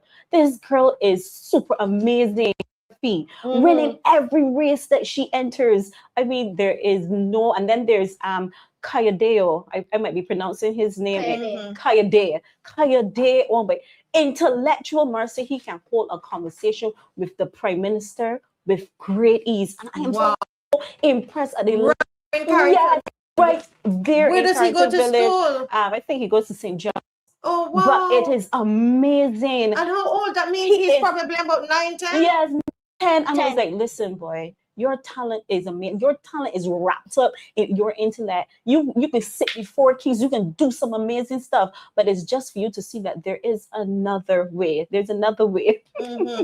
So in terms of, so what do you, I mean, do you see, they're in Carrington's village, right? Do you see that? Do they believe that there's something outside of there for them? Do they? What are their goals? Do you? I think they're limited to what they see, and unfortunately, in all the communities could probably say the same thing. There's, what is happening, as we all know, around the communities, and on social media, which is a great influence. So what are some of the things, without calling anybody's name? Right. Describe the community. What would you say the children are seeing in the community? So what I think is happening, because like when you talk to some of them, the ambitions are so low. Now I am not discrediting this career choice. Now hear me. I remember asking a little one, he is about the same age, 9, 10. And he said he wants to be the first thing and the only thing is he wants to cut grass. That was it. Now hear me, I am not discrediting that career choice, but it is just, I feel that he's not exposed to anything different, because he see a lot of people cutting grass continuously. Yes, it is an honest job, and I do believe that. But I also want him to think bigger, think greater. Like, the possibilities are endless. Because then I found out that was not necessarily his career choice when he was young. So I was like, so how did you get to that? I think it's just because that's what he's always seen within the community, and I think it's important to get them exposed to more. Yes, because as you know, every community is grappling with the violence, with the drugs, with all the different things. But it's how can you get them to see that their destinies are big and great, and at this age that they're at, you can help mold them. You can help show them that their minds can be explosive and can do anything. And I think that is the challenge, because you're doing Bible study. Let me just talk about what I do with them. Yes, tell me a bit. Yeah, about what you do because with them. they already know about Marcia Weekes. They can tell you. I've been telling them about this lady, and so when we got on the bus, I was like, "That is the lady that I've been telling you all about since 2 years ago." They were all laughing. Yes, and the reason about that is because from Marcia can tell you that we were grown in that everything was surrounding the word of God. You couldn't dance, you couldn't do anything. She's talking about her time at Praise Academy. Unless your life was Praise Academy. Unless your life was right. And so that is the same foundation that I would have instilled in them. They will come, Auntie Nanita, so we could do that today. We could go for this. We could do so. Bible study. Let's do it. You could ask me if you don't believe me, Tyree. I love Bible study. Well, what a minute. Did you all hear what Eric say that louder for me? You love? I love Bible studies. I always come by for Bible He does. studies. Yeah, he actually came this evening, and he was like, You "Auntie, like why you like Bible studies so much? Because it's fun. We get to answer questions, and also the most part is listening and watching the TV. Oh, so you use a television? Yes, I use social media. So I'm sure I know that social media can use for, yes, one thing, but it can also be used for something else, something positive. So we do show them. So I was read the word, but then I actually show them a video of, let's say we're talking about David and Goliath. I'm showing them the actual video of, social media is so fancy, AI is so fancy, that the videos with David and Goliath is beautiful. Yeah. And so the children are really engaged. This is excellent. And you do this on your veranda? On my veranda, yeah. She does this on her veranda. Yeah. People, this is oh my goodness, this is amazing. And I absolutely really love working with children, Marcia. I actually prefer them over adults. I'm sorry. I could see the excitement. And it's because they're so honest. The energy level is so high. And and they will tell you exactly if children don't like you, they don't like you. There's no two ways about this, Right. There's no pretending, there's no nothing. And I think I love them because of that. Yes. Now, do you have? I was talking with you last week, and I was telling you about Elevate that we do here at Praise Academy Saturday mornings at 9:00. Where at 9 is for the primary school, and at 10:00 we've now developed another hour for teenagers, those in secondary school who might be having problems with reading or math. And I said to you, well, you're at Carrington's Village, you could get some of them, a few of them to come up and be part of Elevate. Oh, yes. Yeah, and you might have some of them who might not be able to read. Yes, we actually not can't read, but need help. Yes, yeah. We actually have a lot of them. I'm really surprised that sometimes, even though they're so intelligent, but some of them having problems with reading. Yes. Tell me about that. Even the fact that we as a unit of Barbados, we boast of having 95% literacy, but yet still there are so many children. I was actually really amazed because we did through doing Bible study, I would recognize that some of them are having challenges. It's not they can't fully read sentences per se, but they're having a lot of challenges. And it's not just, the onus is not just on the parents. So I don't want to pull down the parents and say, okay, well, it's the parents' fault or anything. But it's just how the whole system is set up. School system as well. It's a lot. It actually takes a village to raise a child. I really believe that. And I want to just say kudos to the parents who would have allowed me to have the raising of their children. Yes. Yeah, because they could have said no, Marcia. But they after so you work well with the parents. Yeah, everything I do, I inform them. I get permission first. Even talking about them today, I would have reached out to them. Because let me let her know that she said to me, I want to talk with the parents in Carrington Village first before I decide to come on the show. Yes. You told me that, right? And the parents said, okay, and I was grateful. Because you want to have that harmony with them, because you want the opportunity to also be able to, I wouldn't say instill, to help instill or reinforce the morals and the values that the parents would have set. But you want to have them always involved. And I'm extremely grateful because they would have allowed them to go on trips with me. Sometimes I have the car packed down when we heading all over the place, and I would just call and say, okay, we're at Shafet, we're all good. Okay, no problem. Just let me know when you're coming back. Or some don't even, they trust me. And for me, that is major, that they will trust me. Right. To do that. Yeah. Well, I mean, our show, we normally talk a lot about current events and things in politics, etc. He's shaking his head. I went to Carry Fest on my stilts. You went to Carry Fest on your stilts? Yes, please. Oh, wow, wonderful. I need to see your pictures. Yeah, in my mother's phone. My phone is mashed up. I would love to see some of those pictures, right? Listen, you find out from the parents if I can come and we can talk with the children with more of them, and I can see some of what they do, etc. I would love that. Yeah. But our theme tonight is Before the Gun.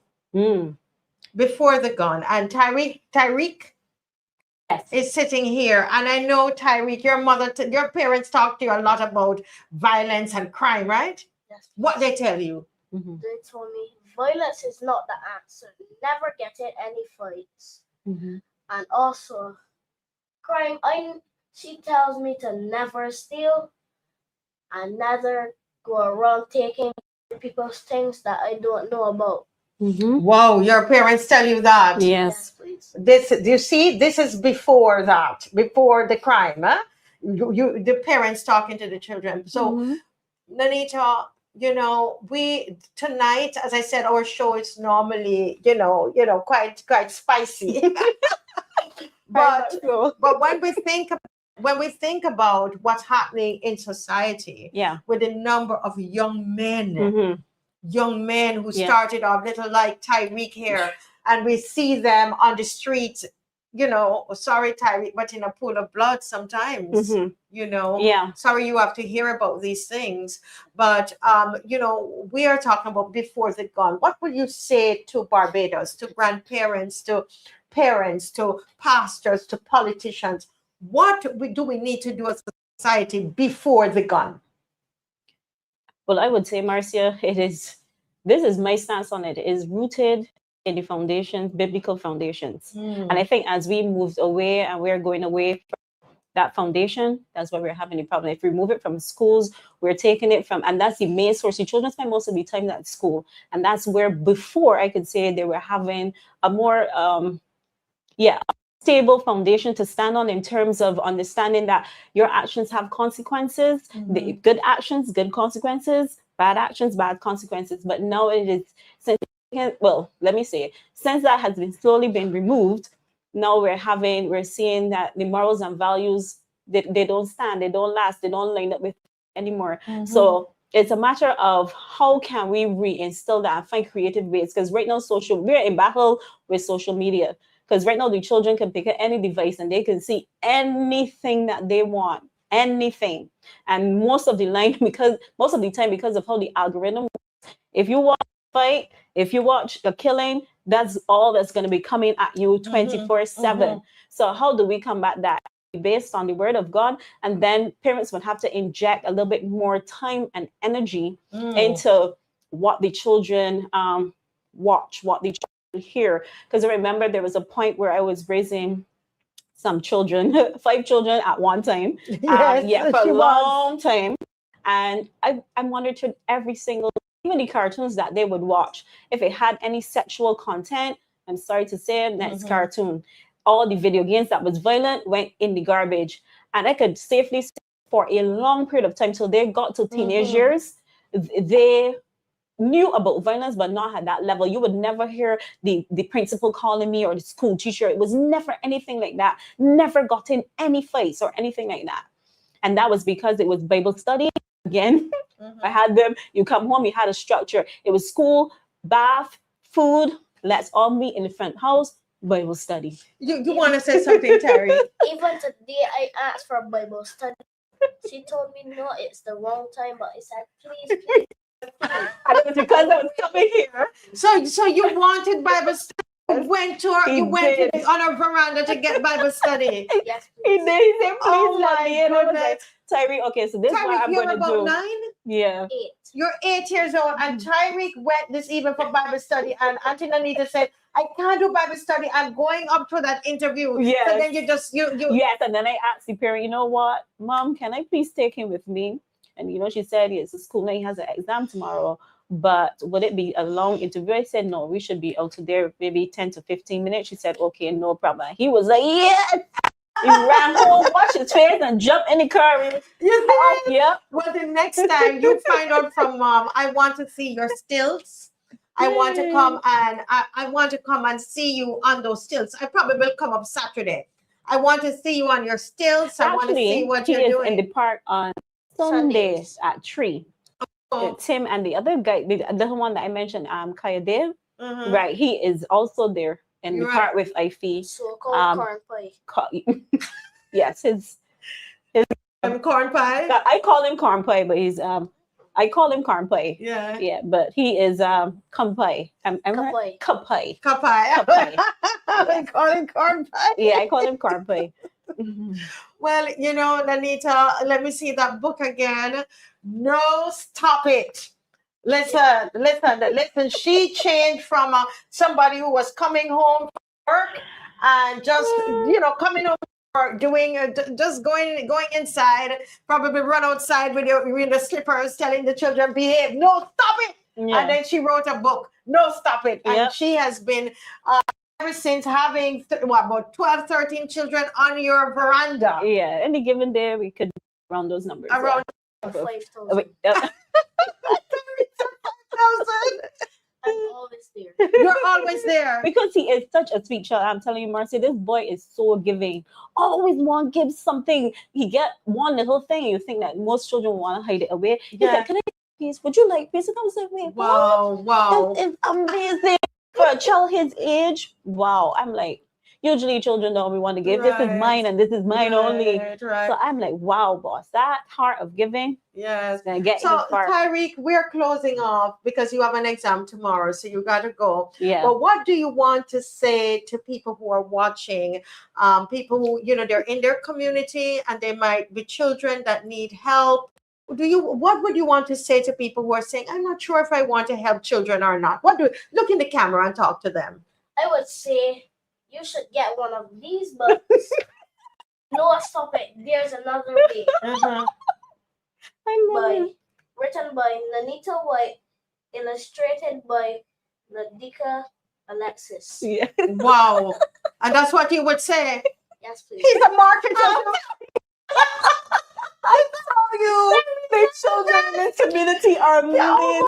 I love Barrington Village. I'm telling I you, love them. they are amazing. Listen, Marcia. you find out from the parents Yeah, if I we can even come have, because I think we need to show them to the world. Little Angel has a gift of dance. Marcia, I would love to get her into praise. She is amazing, natural raw talent. Really? Yeah, she came yesterday and she was like, Auntie, I finished a whole dance to this song called That's Marcy. That's like 5 minutes long to this song called Dear God, It's Me Again. And I was like, what?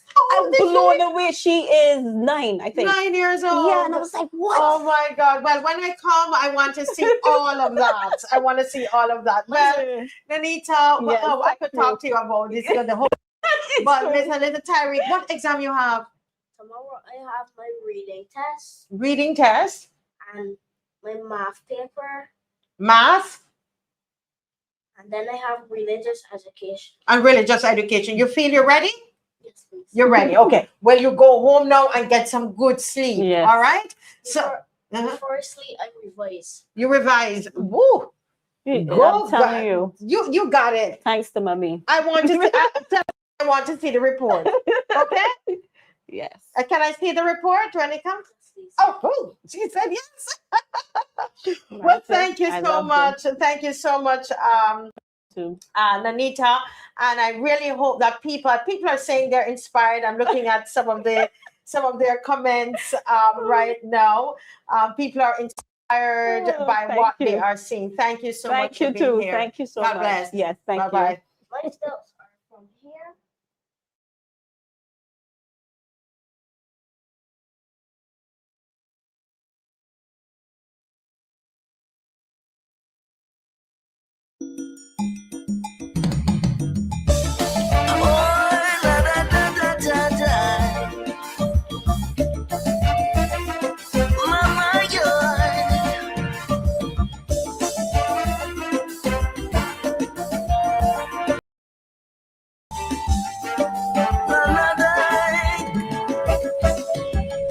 The cost of living is on a mission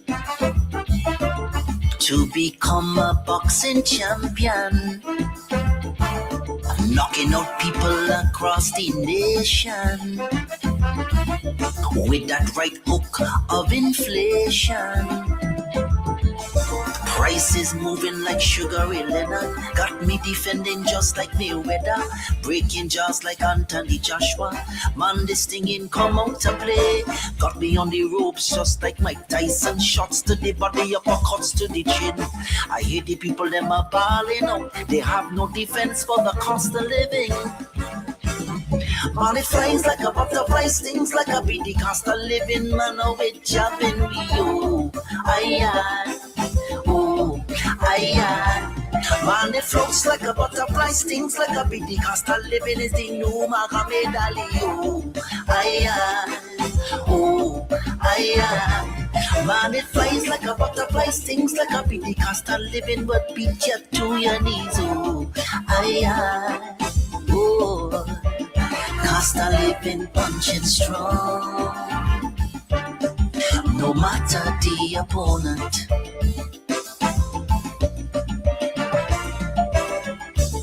I see Bajans buying off ramen, juggling bills, enough of them struggling. To go to the supermarket, them frightened. Prices like a den of lions waiting. Crime on the rise, people in fear. Things getting real dread out here.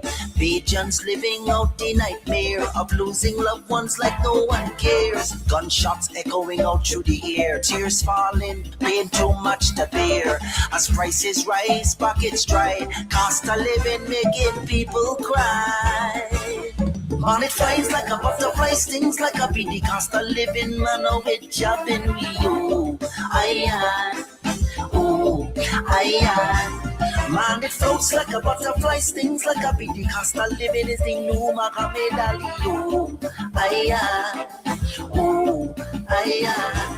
man, it flies like a butterfly, stings like a bee. The cost of living but beat you to your knees, oh, cost of living punching strong. No matter the opponent. Man, I tell you, got me popping and weaving, got me popping and weaving. Cost of living, man, I tell you, got me popping and weaving, got me popping and weaving.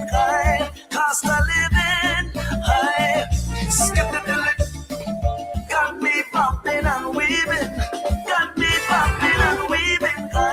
Cost of living, money punching strong. No matter the opponent. Yeah. La la da da da da. Oh, I know that you know.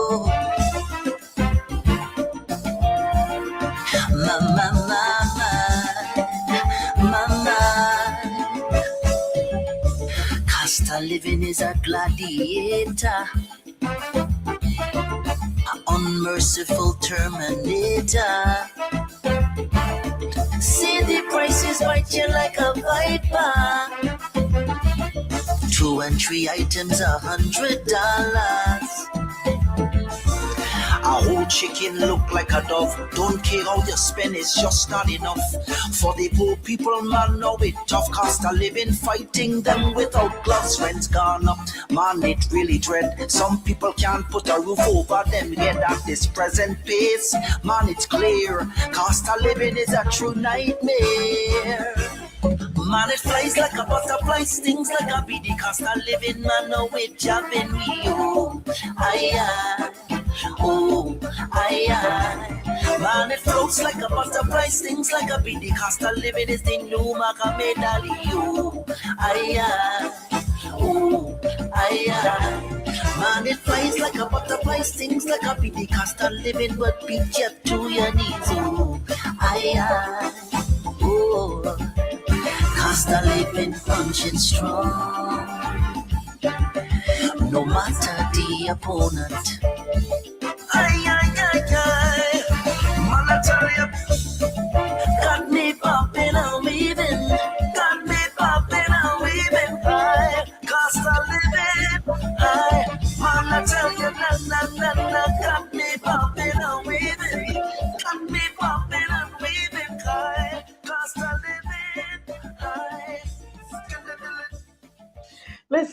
Listen, guys. The man said that the singing says a whole chicken look like a dove. That's what it.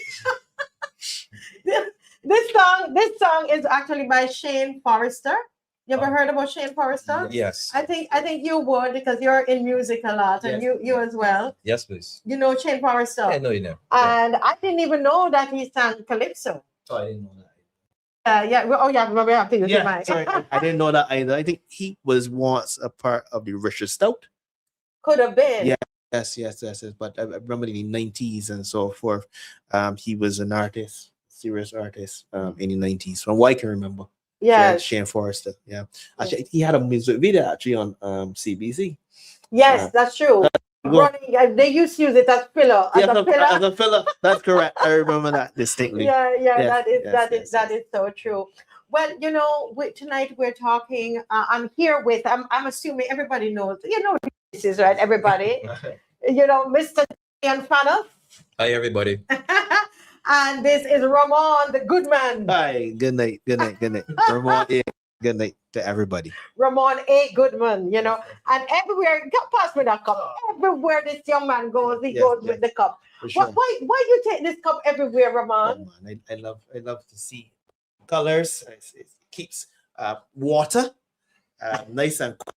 Yeah. And it signifies the efforts in which I would have put in throughout my campaign, and I just love it, and also what makes it even more special is that it was given to me by a very special lady, Marcia Weekes. Oh my goodness! Well, it's not even me; it's them. Special. It's the Loyal Edition and the Marcia Weekes Show. So remember, we had 30 of these cups. Of course, you guys in the Democratic Labour Party. Where's your cup? Oh, I ran through the house and forgot my cup. And I take this more with me. I cherish it, and to be continued. To be continued. Yes, it means something. It means it's Ramon was early for once. That's why I forgot me. Ramon was early. Give me a knock for that, Ramon. Sure, that's right. Ramon early. Early is good. Early is good. Uncharacteristically early. Well, that is good. That's a good change. Change is good. That is good. So, we tonight we're talking about our theme is before the gun. Yeah. Before the gun. And somebody, people might say, oh my Lord, that sounds so, yeah, because that's what we're dealing with. Right now, the Prime Minister is saying all that the communities need to do, people need to do to stem the gun violence, but we want before that. What do we do before the gun? Because I've given this some thought. When I was a teacher, we would have learned of varying intelligences, right? So not everybody learns the exact same way. Some persons, they may be more socially aware. Some persons will be more arithmetically inclined, language-based. You tend to try to capture those individuals early. Because if you go as far back, I can remember the University of West Indies, when Hilary Beckles was the principal, he talked about a degree in every home. But to me, that policy, while it sounds good on paper and in theory, it only focuses on those individuals who have high educational attainment and they can go to the University of West Indies. It was a holistic approach which took into consideration those persons who are good with their hands, who can be sports persons and so on. So I think that we just tend to say rather than just do a cost analysis of what that looks like. Because when you run the numbers, we have about 280,000 persons here, as a population. So let's say you have so that's basically about 70,000 homes in Barbados, right? So then you're saying there's a degree in every home, 70,000 homes. But Barbados has 70,000 degree-based jobs that can facilitate that policy. So then what if then you have a home where a mother and father who also have degrees and they want their 2 children to also get degrees. So then you have a home with 4 degrees. So then basically you're just saying then, okay, I want a degree in every home, but realistically some homes have 2 and maybe 3 degrees. And you're not putting policy in place where that those degrees can actually help them to grow economically and socially.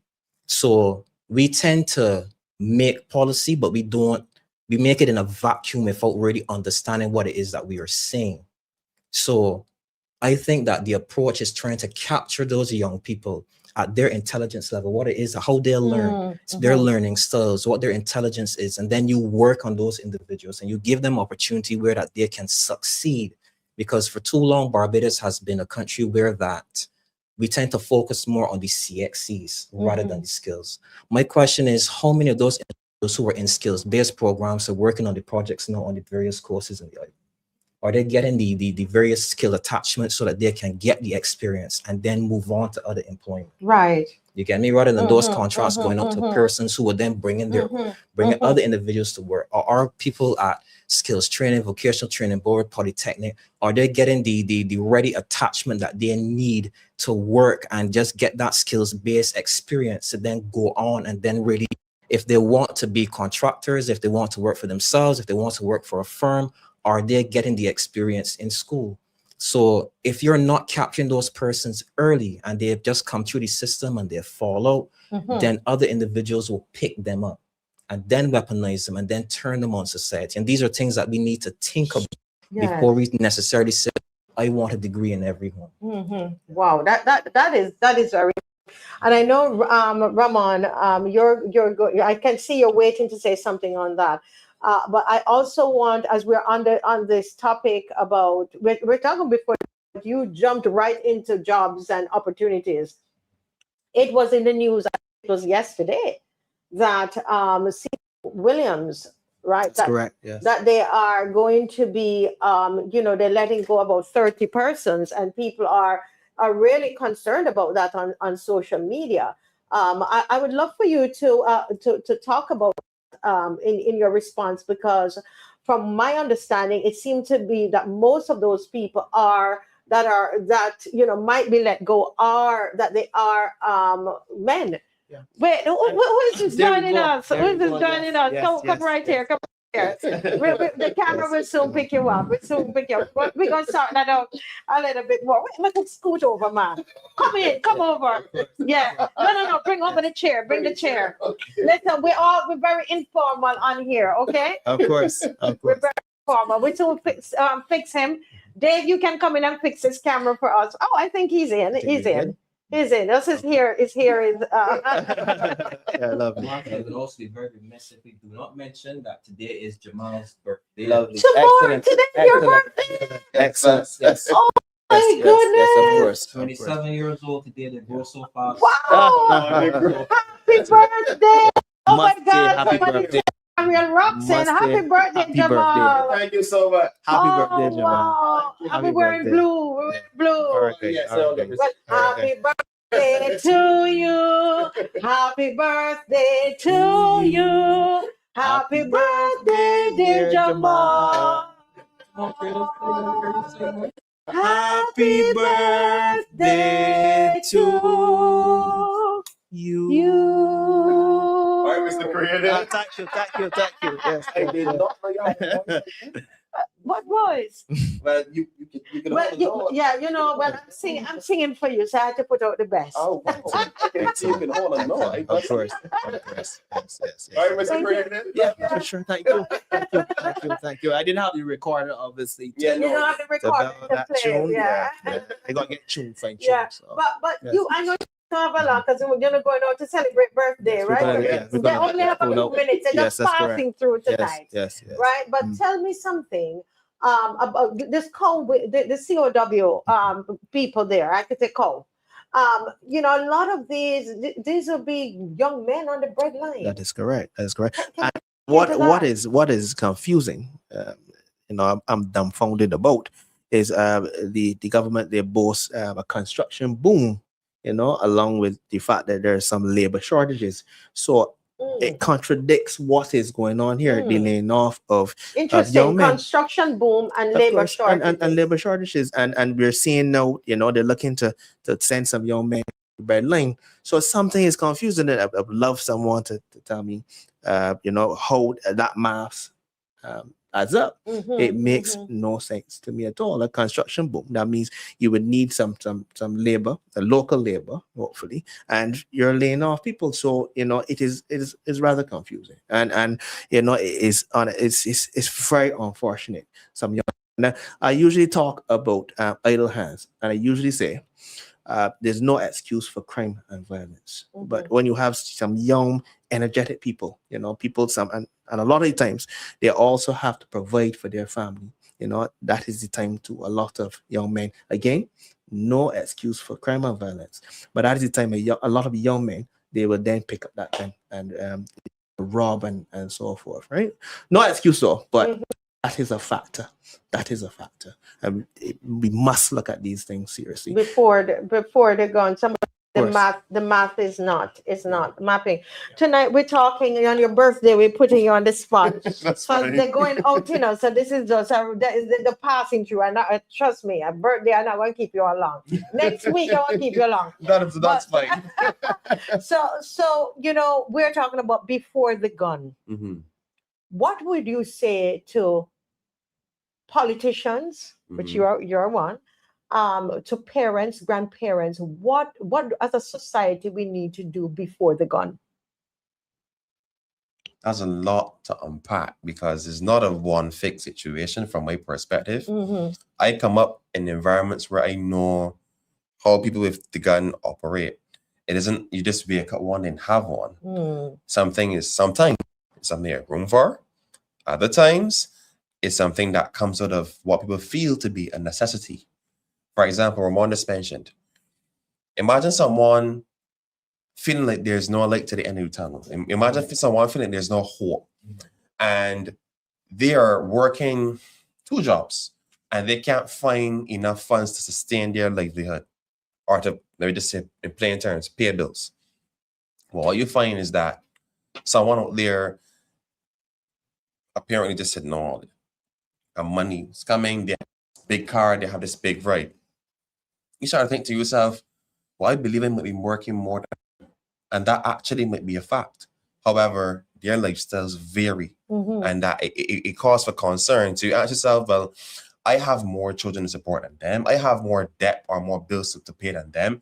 How do I find a way to make up for that? And then sometimes you like just if you want to find some way to solve a problem, you go to somebody who seems to be more successful in the area. You go to a teacher, right? You go to somebody who's an expert on that matter. Not the reason why, but you go to somebody and say, hey, but things tight. I was wondering if you could assist me. And that person says, oh, you could assist me because they got some things that they want to do that they don't want to do themselves. Oh, and they won't pay you to do it by the way. So then you see these robberies happen. Some things even as far as it goes, murders happen. It's because it don't do for free. Trust me, it don't do for free. Let me just put it that way. So if I was to answer it, because there's a lot more I could say that are contributing factors to unpack. But the truth is, we need to look at support systems. That's what I was saying. Support systems. Because if there's not enough support systems, you're going to find people doing what they think or they're deemed to be the most, well, I don't want to say wise decision, but most rewarding. Right? And you're going to find people saying, well, I mean, I ain't getting it from my job, so I think you got it, right? Why not rob you? I think you got it, right? So let me find a way to steal something, to pawn it, whatever the case is, because sometimes it's not about being wicked, it's about being a need to survive, trying to fulfill something. So I think the best thing would be to look at the systems in which people operate and find a way to implement or find a right implementation to start changing that. If I were to give solutions, I'm very skeptical about doing it because we find that this government has a knack for, you mentioned something about crime, let's do that. Right? So but let's take of trying to help the country. I will say this. For me, guns and violence is a huge, they go hand in hand, or they go very side to side when it comes to the crime and violence. Guns are a very big contributing factor. I would say you need to look at cutting down on that at least. I'm not saying that nobody's not going to go for Beijing. We call it Big Rock. I'm not saying that nobody's going to find a kitchen knife. We call it Beijing bullet. Right? That's before copper and lead. That seems to be the mainstream thing now. However, I think we should really look at the systems, because the guns are what are causing so many deaths. If you look at the deaths, is it by stabbing? It Mm. isn't by cutting off somebody's head. It isn't by hanging. It is by guns. It is by guns. Yeah. And we know that guns don't just magically come into the country. There's a lot I could say about that, but for the sake of safety and credibility, would not go that direction. What I will say is we need to look into the way that these things happen. And I think we really need the systems are the most important thing. If we have implementation that stops people from going to that side of things, you would now have a solution.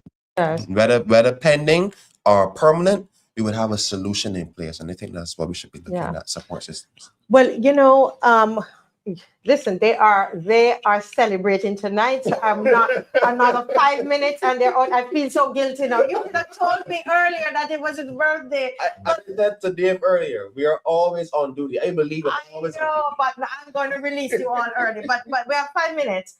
But there's an initiative that we're working. We're always doing something. And there's something that we're working on together. I have asked you to come on board. And helping because you're part. They're part of the Marcia Weekes Show, and they just don't know it, but they're part of it. Happy to be part of it. You need it to be a part of it. Listen. You guys were trained up with Mr. Thorne. So Mr. Thorne, I have them till you're ready for them again. All right. but oh boy, that's a funny thing there. But anyway, let's just say this, right? Now we have something coming up called Dinner with Dad. Okay? Dinner with Dad. And that is on the 20th. And I see that as a before the gun initiative. Yeah. It's true. What are your thoughts about that? Fathers are very, very important. And I think that sometimes fathers don't get the appreciation that they should get. Really and truly, because there are some men who are present in their children's lives and they really try their best to steer them in the right direction. And I would say to any person that is a father, you are very, very, very important because your guidance, your experience, your wisdom, talking to your child and telling your child the mistakes that you might have made and what you learn from it. It goes in such a long way because we have homes now that where fathers are absent and mothers, they try their very best and that's no criticism. They try their very, very best, but sometimes there's just some things fathers need to explain to boys. You understand me? There's some things that fathers need to explain to their daughters. You get me? This because they've seen it, they live it, they know how the world works. They know that how the world can be very exploitative. They know how social media can be very exploitative. Not saying that mothers don't know this, but sometimes it's just having that two system that you can bounce between your mother and then back to your father that that really helps to keep children straight down the narrow way. And I love my father, but when when my family split apart, all troubles began because my father was my world. Right. My father was my world. I acted out when I did my self-introspection as to why did I go down the way that I go down. I realized that it's your dad. I missed my father. This event, dinner with dad, you think this is something that is a before the gun? I believe that is before the gun because then we need to at least inculcate, especially in young men coming up who want to become fathers, how important you are, and that your presence, your guidance might be something that steers a child away from actually picking up the gun. And I'm going to pass the microphone to Ramon as well, who's going to someday be a future father himself. Well, Ramon, for this dinner, we are targeting fathers 40 and younger. 40 and younger. You think that? Why do you think that is important? Or do you think that is important? Of course, when you look at the stats in regards to the demographic that's involved in the crime and the violence, you look at it, a lot of them are under 40. The persons who are actually pulling the trigger, So I think that some fathers, I know some single fathers young single fathers, you know, and we think that that is an anomaly in Barbados, but there are some single fathers, and a lot of times, I mean, love mothers. A mother's love is like none other, to be honest with you. But a lot of times, even Mother's Day, even Father's Day, some people reach out to others and wish them happy Father's Day. On You know, Mother's Day. on Mother's Day. I don't agree with that at all. I totally get it, but you know, there are some fathers I've met countless amount of fathers that are still in children's lives and so forth. I know a father personally. His father wasn't there for him, but he did not pass on that type of treatment. You know, he is loving and he continues to care for his child. You know, so I want the public to know that there are fathers out there, young, ambitious fathers that continue to be in the lives of the children. And it's important. If you, I saw a scenario the other day, a mother would have told a child to sit down, right? The child just went all over the place, not sitting down. The father said one time, sit down. And the child just sat down. So you need that. You need that sometimes that tenor, that bass voice.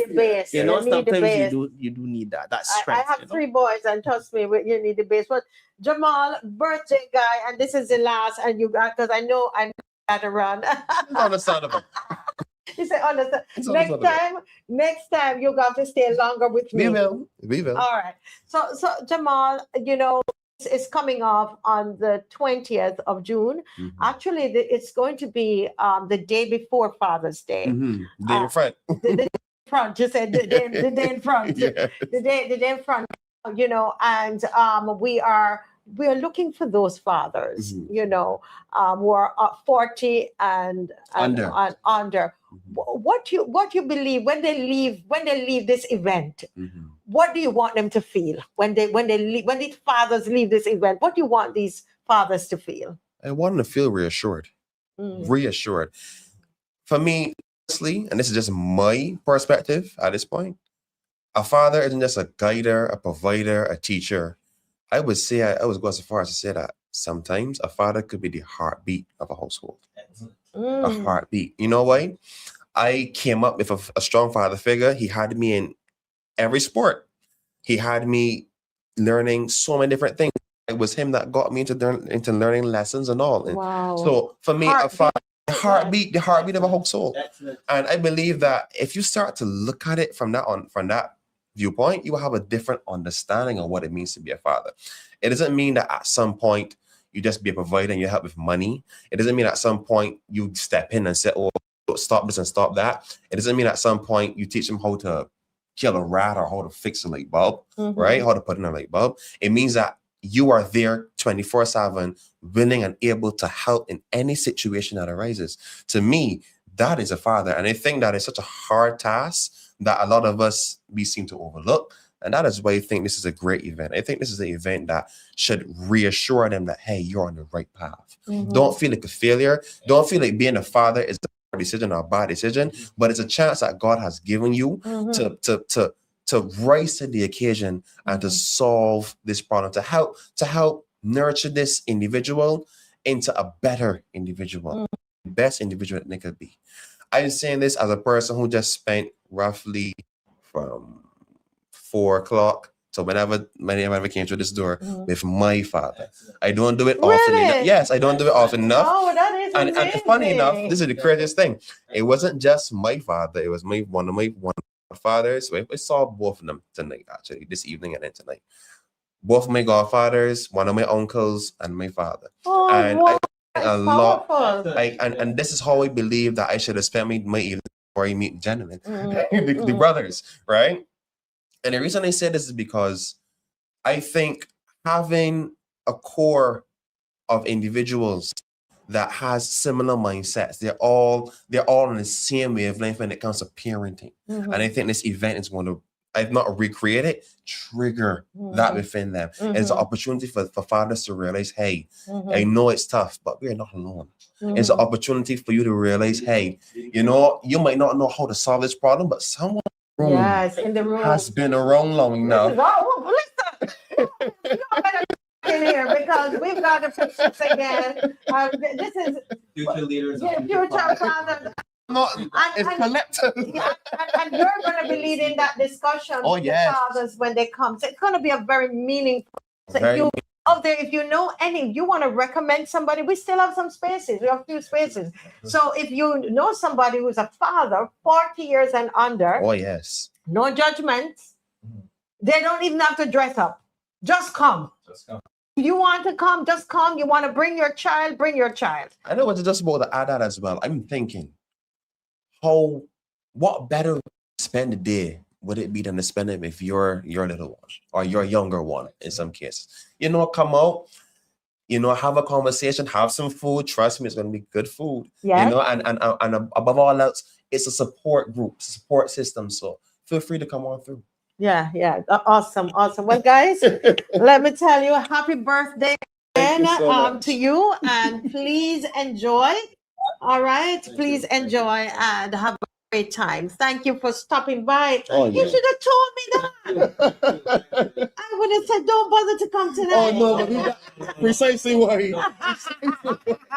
If I can, I will. Yeah. Oh, thank you all so much. God bless you. All right. All righty, guys. Well, somebody's got a birthday. Please. You need birthday presents, okay? We'll be right back.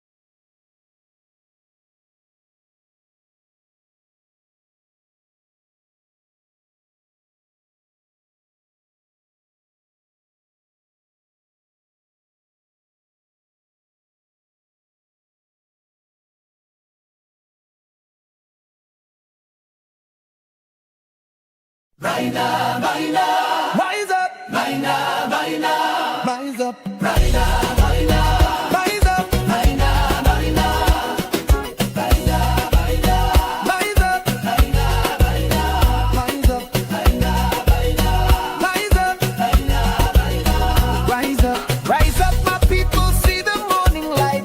Rise up, rise up, stronger together, now we'll claim our right. Together we strong. United, hope burning bright. This is our moment, our future in sight. We've walked the valleys, we faced the storm. Still we are standing, proud and strong. With every trial, we've grown in grace. Now is the time, let us take our place.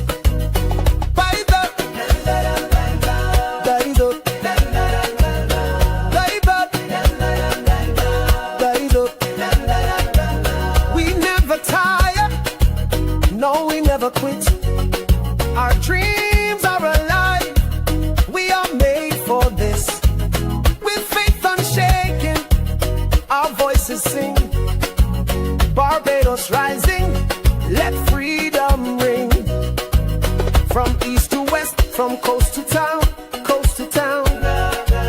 Our island spirit will not back down, never down. Hand in hand, we'll build anew. The promise of tomorrow shining through. A better tomorrow, the future is near. Hope in our hearts, no place for fear. God bless Barbados, we'll shine forever. Our turn is here, we rise together. A better tomorrow.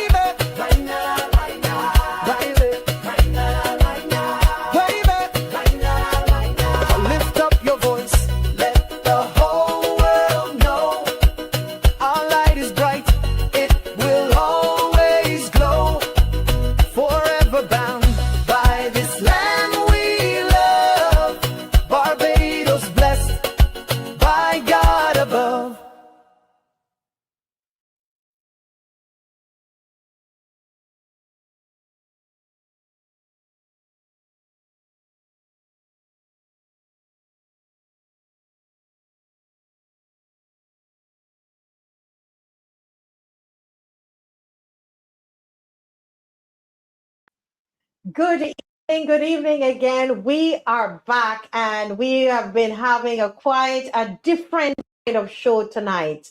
A different show because we have our young people. We have all young people.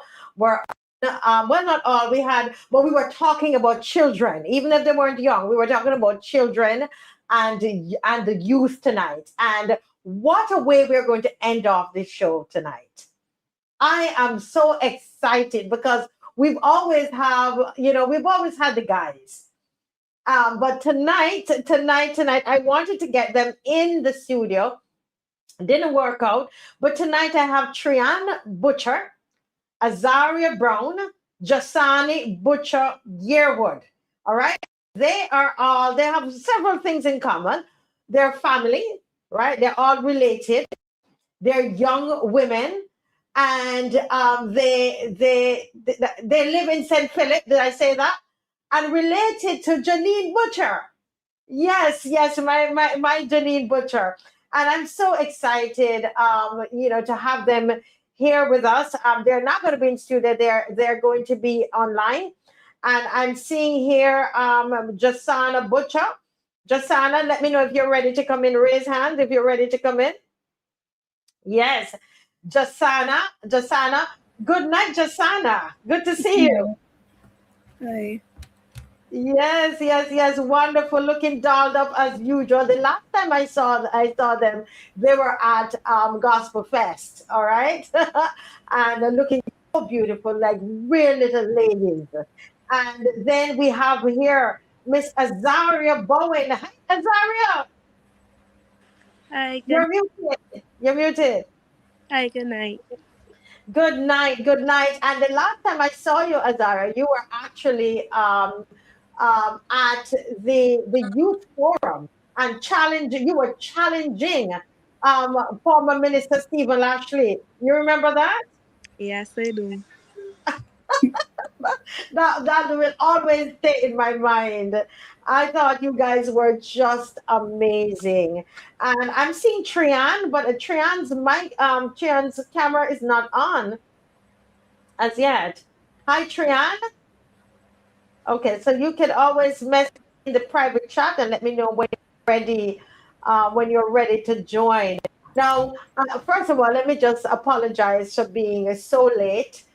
We had to be playing a lot of in between, and so we lost some time there because we had some technical challenges. Okay, and so really, really sorry about that. I'm glad you're still up. You're all sleepy? No, please. Not yet. Azaria, you sleepy? Not yet. Not yet. You just finished exams? Did you just finish your exams? Yes, Azaria? please. Yes, please. Yes. How many subjects did you take? I took one subject so far. Oh, you did. Oh, you were just doing one. You were just doing one CXC. Yes, please. Oh, okay. So it wasn't as bad. So you're going to school a lot these days, or you're home now? This is where you kind of stay home for a little bit. We're on study leave, so I'm mostly at home. You're mostly at home, okay. And so your exams in school start when? They started early May. They started early May. Okay. How about Jasana? I did one. You did one. Is that English or math? English. English. And Azaria, you did English too? Yes. Okay. So you're all around about the same age. Yes, we are. Yeah. How old Jasana, can you say? 16. 16 and Azaria? I'm going 16 next month. You're going 16 next month? Oh my goodness. I think Trian is here. Hey, Trian. Hi. Hey, Trian. So we're not going to see your lovely face tonight? I'm afraid not. Oh. All right, no problem. Good night. Thanks. I'm so happy to have you guys. And I'm hoping that one of these days I'll be able to have you in the studio with me, because I was so impressed with you all at the youth forum and the questions you asked and how you conducted themselves. And I always love to see when you guys are dressed and go out. You're always so well put together, well coordinated, and looking like ladies. What is that? What is that, Jasano? Who taught you all to dress that way? Our mothers. Tell me about that. Our mothers are twins, me and Trian's mother. So we grew up just dressing up along with our cousin Azaria. Uh-huh. So it's a big part of our family. It's a big part of your family, and to dress very feminine. Yes, please. Very feminine, and it's beautiful to see because you don't see a lot of young girls dressing that way a lot these days, right? Yes, please. Yes. Okay, so just let me let the audience know that Trian's camera is not working at this time. Okay, we're not going to be seeing that, but we want to jump right into our conversation. So tonight our theme has been before the gun. Okay, before the gun. But before we dive into that, I thought, I want to ask you guys, Azaria, I want to ask you first. What do you think adults misunderstand most about teenagers today? You are 15 going 16. What do you think adults misunderstand most about teenagers today? Adults misunderstand teenagers today as teenagers, they Can seem you speak rude up a little and bit, a little louder for me? they misunderstand teenagers today and see them as rude and disrespectful and and teenagers be going through a lot at home and in their personal lives, so their aggression can come off a little bit as rude and disrespectful because you never know what's going on in even a adult's personal life. So Yes. 1 second there. Is somebody typing or moving around because then we're hearing it. I'm not sure. Is somebody moving around? Okay. Ooh, you hear that? Is that on your end, Azari? no, please. Not on your end. Okay. All right. Let me turn off the other mic. Let's see what that is all about. Okay, and see if we can solve that problem. Do you hear it? Are you guys No. hearing that noise? So it might be on my end, and I want the people to hear you. So let me see. Let me see if it's my end. Just give me a moment. Let me change my mic. It's still there. Let's see. Okay. I think it's coming from your mic, Azaria. Yeah. It's coming from your mic. Oh. Yeah. All right. But anyway, continue what you're saying. Then I will mute you when the others are speaking. So you're saying that sometimes the teenagers might come across a bit rude. Yes, please. Mm. And they're not really rude because sometimes they seem rude to us. Yes, please. But you're Some saying that teenagers can be disrespectful and some be going through a lot at home. some are going through a lot at home. Okay. What about Trian? Trian, what do you want? What would you want adults to understand about teenagers? I would want adults to understand that teenagers, um, teenagers, they do be going through stuff, and it's not always to like come off disrespectful. It's just a place from being stressed or overwhelmed. And I feel like adults don't know that they always assume that teenagers are living their best life and not going through anything. Yeah. But I do feel teenagers go through just as much stress. Like there are some teenagers who even grow gray hairs at this young age. So I do believe teenagers do be going to stuff, and adults don't understand that. So you believe that the teenagers are they're stressed. But what Yes, could be but Jasana, what could be stressing teenagers so much? I mean, you seem like, when I see teenagers that they're just having a happy-go-lucky life, they don't have to pay any bills. You don't have to think about, what you're gonna feed the children and all of that. What Jasana, open your mic for me, please. What could they be so stressed about? I feel like teenagers are stressed about school and like About school? yes, please. Hmm. And some adults don't understand that children can be overwhelmed about school and trying to get the best grades that they can. Mm-hmm. And some don't understand that somehow don't have the same capacity as others to to um to understand the work as quickly as some of the other children. So that could be a big part of it. Okay, the stress of school, and which sometimes even us as parents, we put that stress on the children because we want them to get a particular grade. And Yes. you're saying that sometimes they realize they can't, they're not measuring up, and that creates the stress for them. And even in social life, like with Mm. big groups of friends, like they can feel like they're not mixing with the group of friends, and like it's hard to get away from that group of friends and make new friends because how far they've come with that group of friends. Right. So even in relationships as well. So Yes, there's yes. a, um, you know, but what why what do you think is the most challenging thing, Azaria, at your age? What's the most challenging thing that young people your age go through? I heard about the school that can be a stress, a level of stress, right? But you look at young people your age, what do you think some of the biggest challenges they face?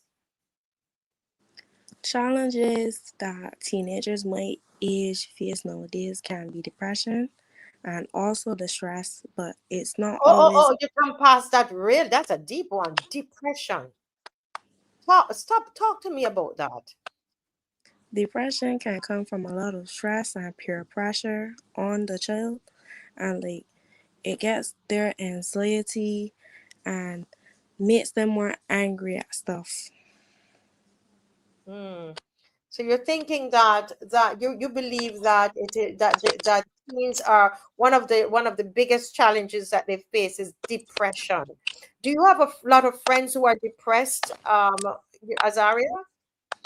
Not a lot of friends, but a certain amount of friends that are depressed. And when you see them, how do you determine that they're depressed? They Do they tell tell you? me, they talk to me about it. Wow, that's interesting. That's interesting because I don't know about other parents out there, but sometimes young people seem like they have nothing, no care in life, you know. So Trian, would you agree that depression is one of those big challenges? Yes, I would agree that depression is a big challenge Mm, because I feel like some young people it doesn't know how to deal with it, and it can often cause losing weight or like even gaining it, or just mhm. not being able to be sociable or get out the house. And it also can bring down grades as well and form isolation from relationships in their life. Mhm. So I feel it does cause a big problem. Yeah, but somebody's saying here, because I want this. I invite you on because I deal with young people at Praise Academy, and I find that a lot of times, Trian, that we think a certain way as adults, and the young people, they see life in a whole different way. And here it is, somebody, my friend Pedro is saying, who put in this term depression in these children's heads? Never knew of no such thing as a depression as a teen. So he's thinking that somebody is putting this word in people's head, Trian. Do you agree with this adult? I really don't. Depression is not something. It's not something children just make up to get attention. Like I feel children acknowledge this on their own, and they also know like you can tell when you're not being normal. I think that's pretty clear. So just having thoughts of wanting to like do certain things that isn't right is also like telling them, okay, so maybe I have something I need to deal with. And children use it as a form as depression. So it's like, it's not something people are just telling us. Like, I think someone knows when they're going through something and it's not normal things. Like, they're coping with it very badly. So I think someone knows when they has depression. They know when they have that. So this is not something that somebody is telling you to use this word, depression, that you're saying it's a real thing. Just Sana, how do you feel when somebody, when like an adult, because sometimes, with my son, I might say, come on, perk up and move on and get up and do this. And, when we as adults, just Sana, ignore what our young people are telling us. When you try to tell your parents or you try to tell an adult what your experience and they brush it aside, how do you feel? You'll feel that they're not listening to you or wanting to cope um, with what you're telling them. Like you could tell a parent that you're not feeling well or that this or this is happening and they're not listening to you. You feel like nobody wants to listen to you. Or like if you go to a teacher and you're telling a teacher a certain thing and they just brush you to the side, you feel like you have to deal with it on your own. Like no one's helping you. And that's very heavy on a child. Even as adults, some adults need to talk to people and people brush them aside. Azaria, do you think that young people feel listened to? Because I'm watching the chat and I'm hearing you guys. Do you think young people feel that they're listened to, or do you feel adults are only talking at you instead of listening to you? Most teenagers can't communicate, so I can't say that they're being listened to if they don't communicate because Oh, pause there. Oh, this is deep, Azaria. You're saying that most teenagers, they don't communicate well. Why? Tell me. Give me an example. Why do you say that? Why do you say that? they never had a lot of people to lean on, and a lot of children that are now in these gangs and such doesn't have the right parental vision and the right people to watch over them, so they won't have someone to even talk to about those things such as depression. No one would listen to them or even speak to them about it. Mm-hmm. So they're not communicating. They're not communicating well. Trian, would you agree that most teenagers are not able to communicate properly what it is that they're feeling to the adults in their lives? Yes, I do agree. I feel like some teenagers grow up without parents that even don't know how to communicate themselves because it's generations of things that parents don't know how to do. So growing up without that sense of emotional communication and intelligence from a parent, it can be hard to like express yourself to someone else when you didn't even know how to do it growing up. So I do feel like some teenagers don't know how to explain themselves at all, even if they try. Like the words wouldn't just come out, and it's just hard for them to talk about it. So I do feel that. I have something to say. Yeah, go right ahead.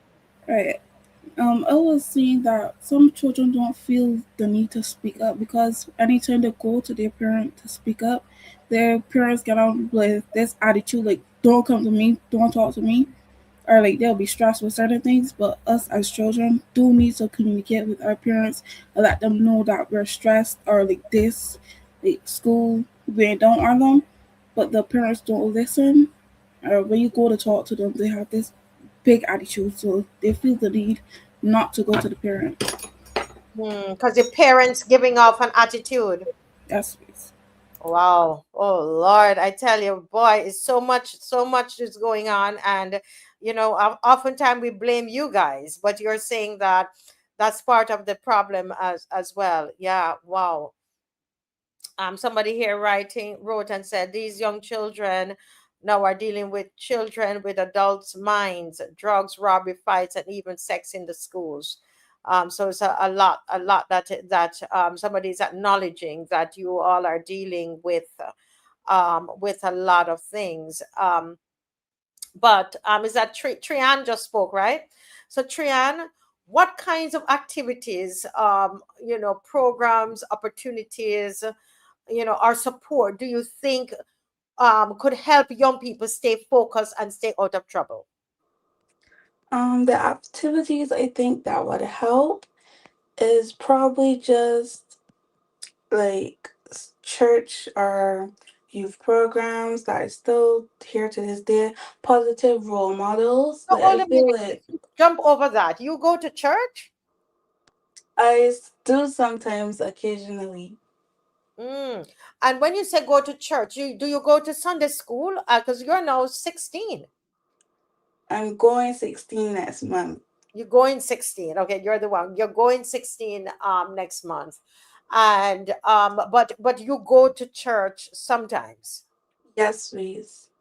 And do you like church? I do. I think it plays a very big role in my life. Really? At 16? Yes, yes, What please. kind of role does the church play in your life? It plays like just believing that there is a God and knowing like you can be seen and heard there and just praying to God. That plays a pretty big role in my life as my mother grew me up knowing God and going to him with my problems. So it does play a really big role. Yeah. And so you believe that that's one of the activities that young people should engage in to keep them focused? Yes, please. But what about your friends? Is this something they believe in? Because sometimes you believe in something, but then you don't necessarily, follow through in what you believe in. But do you Yes, find your please. friends go to church as well? Yes, some of my friends go to church. Hmm.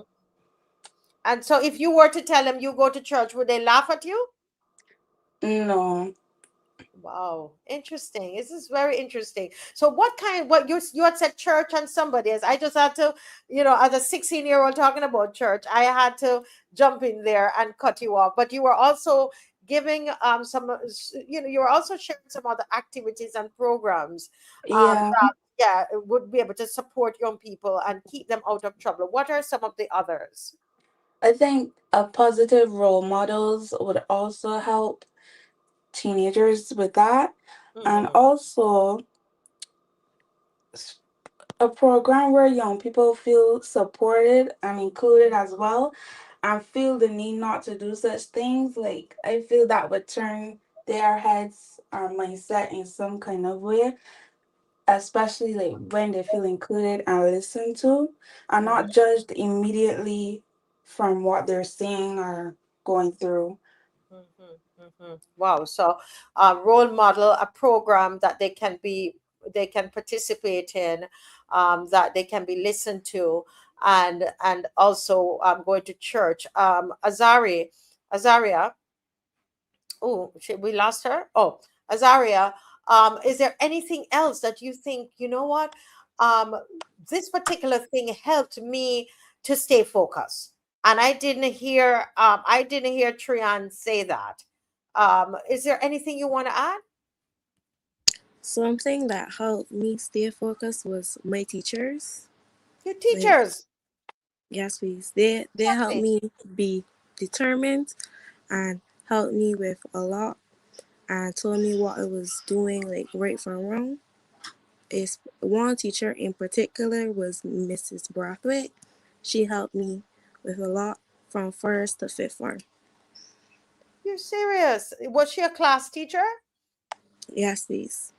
Oh, and then you just stayed in touch with her, even though you moved on She from that was my class. form teacher, and then she Form teacher, switched I want from you to form say. teacher. Repeat, please. She was my form teacher. Your form teacher, and that teacher, wow, is so important, so there again, as Trian was saying, a role model, she became that for you. Yes, she did. And supporter, your big supporter, your big encourager was a teacher. Yes. That is good. That puts a smile on my face. Teachers out there, take a bow. Yes. So Jasana, do you want to add anything else to this discussion of what young people would need, to keep them focused? You want to add anything to that? No, please. You think they've said it all? Yes, please. Yeah. In your group of friends that you have, or the students in your class, do you find that they're focused? The students in my class, no, please. But my They're friends, not absolutely. focused.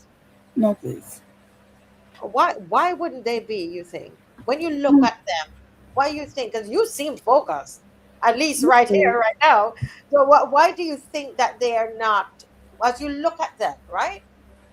And you see how they're behaving, you see their responses.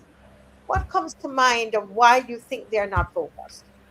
Because some teachers that we have classes with, like, to me, they don't care because how the children act, but this has a disadvantage of some children, like me, that is focused and they're disrupting the class and being noisy because the teacher isn't telling them. Well, some teachers do, but they don't listen and they just continue to act the way they do, and they set a disadvantage to the rest who wants to learn and be Right. serious.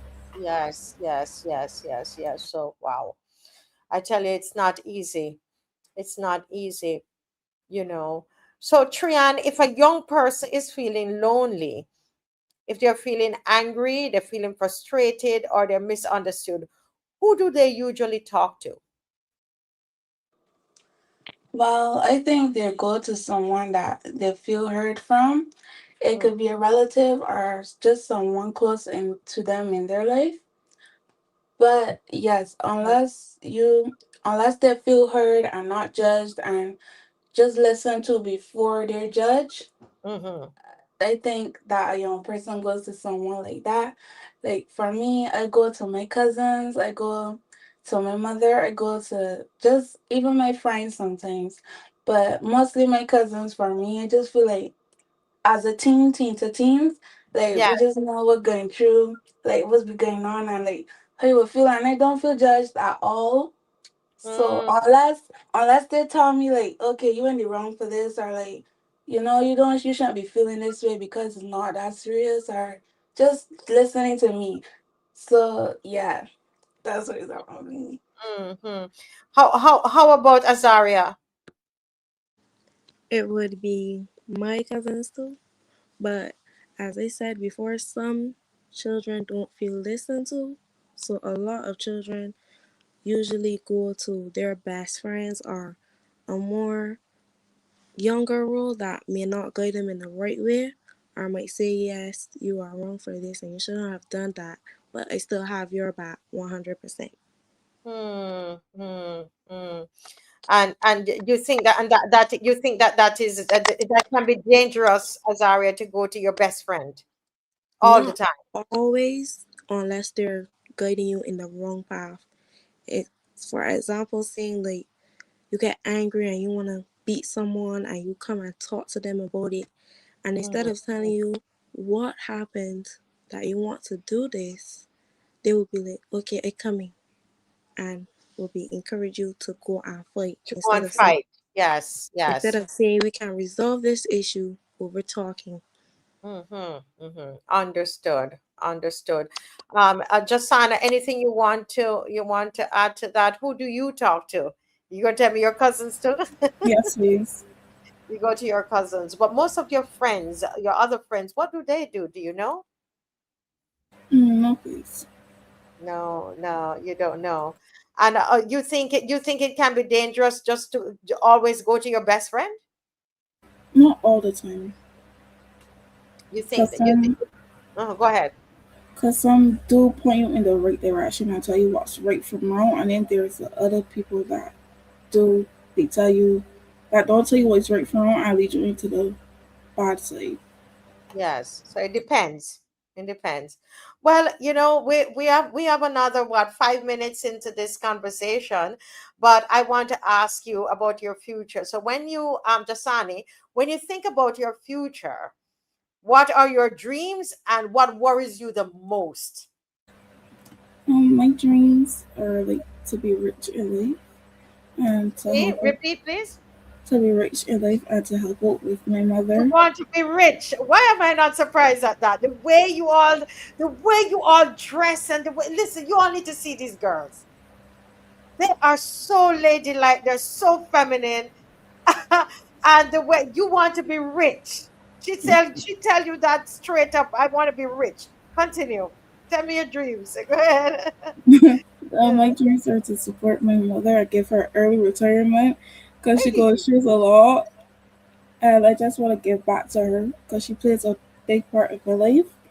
Her and my aunt, which is my mother's twin.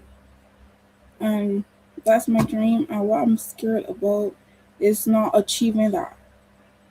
you're scared. That makes you scared, not achieving that. Yes, please. Wow. Wow. But you will. You will. Okay? Because you seem very focused. All right? You seem very focused. And I want you to, I hope mommy is listening to that and hearing that fear, that fear is there. Your parents, your aunts, and that they will be able to reassure you, right? Thing. How about Azaria? Azaria, what are your dreams for your future, and what is it that you are most worried about? What worries you the most? My dreams are to one day have a successful small business, Hmm. and What my kind of fear business? What kind of business? a pastry business. Pastry. So Yes, you please. can cook, you can Yes, bake. please. Yes, please. What? Oh Lord, if I'm not eating flour these days, but that is lovely. That is lovely. So you want to have a successful pastry, and what makes you most worried? How bad the economy is gonna come. Really, you worry about the economy?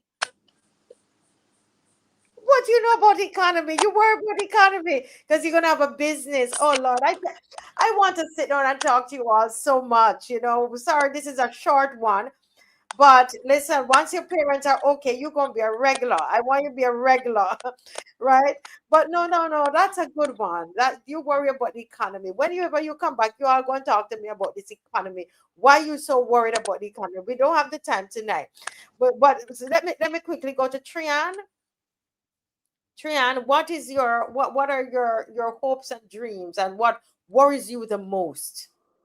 My hopes and dreams are to become successful and actually like what I do and not just settling down for a job that pays me but not what I like to do. Mm-hmm. And I do also want to retire my mother and my aunt, which is my also what Jasana said. um, yes, they do play a big part in my life, and I do want to continue to dress up together with them Yes. I and can't wait for the people to see you all dressed up because these girls. Anyway, continue. right, and I do. My fear is to be discouraged. Like, if I'm working towards what I want to do and it seems like it gets too hard, and I just be like, okay, I'm not doing this anymore. I do fear of getting discouraged. Oh, your Yeah. biggest fear is getting discouraged and not wanting to complete what you set out to do. Yes, sweet. And you have to think about how you're going to conquer that, right? How you're going to Yeah. conquer that fear. The next time we chat, we will go into this a bit more, but it's pretty late. And so my very, very last question, going to Azaria first. The tonight's theme is before the gun. What do you think Barbados needs to do to help young people before they end up making bad decisions? The youth programs, like Tryon stated before, Those can play a very heavy role in their life, such as like skills training, so they don't be at home and just be sitting on the block or at home just doing nothing. So skills training and programs, those type of programs help play a certain role in their life. Excellent, excellent. And the same question is going to Jasana. The same thing that they both said. Nothing to add. That be, you feel that having particular programs like the skills training program that would help. Yes, please. And having people talk to the ones that are more troubled, like one-on-one sessions, and like the people that you're talking to can go back and tell the other ones and be of motivation in their life also to change their life around. Change your life around. Yes. And Trian, you have the final word. What do you think Barbados needs to do to help young people before they end up making bad decisions? I think Barbados needs to focus on prevention instead of waiting until something goes wrong, and just also do safer communities and mental health support. Like, make sure the teenagers that has access to certain weapons and stuff, like, know their consequences, and every action has a consequence. Yes. And also just focusing on making it better instead of just, okay, someone get hurt today and harm, and we just go and say, okay, someone died, stay in your house, be careful on the road. Like, I don't think that's helping people at all. So I think we do need to work out better, safer things that can happen. Yes. Wow. Excellent night, and it's just too short. But you guys are on study leave, and I want to leave you so you can rest up and you can get up tomorrow and study. I wish you all the best in your exams, because that is what is on your mind. So my girl Jasana can be rich. And the other one with our pastry business, and you guys can be successful at whatever you put your hands to. Thank you so much for being with us here tonight. Thank you for waiting. You waited long. Thank you very much, and sleep well. And I'll be calling on you again. All right. Thank you very much. Thank you. Thank you. Yes. God bless you all. You too. Yes. Bye-bye. Oh wow, that was wonderful, guys. That was really wonderful. It was late. We got it late, but what we're going to do, we're going to edit it and put it out. For those of you who might have missed it, or if you want to play it back for your children to watch, I think it is important. And the reason I do these kinds of sessions is that I want us to not just be talking to ourselves. We really need to be listening to the young people. We need to listen to them. I'm hoping that we don't just get into the habit of talking to ourselves and believe we say what the problem is and then we find the answers, but that we are listening to our young people, myself included. Listen to your children, hear what they're saying, and I wanted us to do that tonight. And I hope that you were able to get something out of this show tonight. It's all about Barbados. It's about the community. It's about us making a difference and being a change. I keep looking there, thinking the camera is here now. Being a change, bringing that change to society. And this is where I sign off. I want to thank everybody for joining. And we will be with you on Friday to our regular programming on Friday. We have lots to talk about on Friday, which we didn't do tonight because I really wanted to focus on the youth, all right, and the children and communities. So see you on Friday with Dr. Ferdinand, and he's coming out punching on Friday, and we're on again on Sunday and Monday, all right? God bless you. Love you all. Have a good night. Hey, Queen Karina again. Hey, bamba-di-dum, bamba-da-da-da.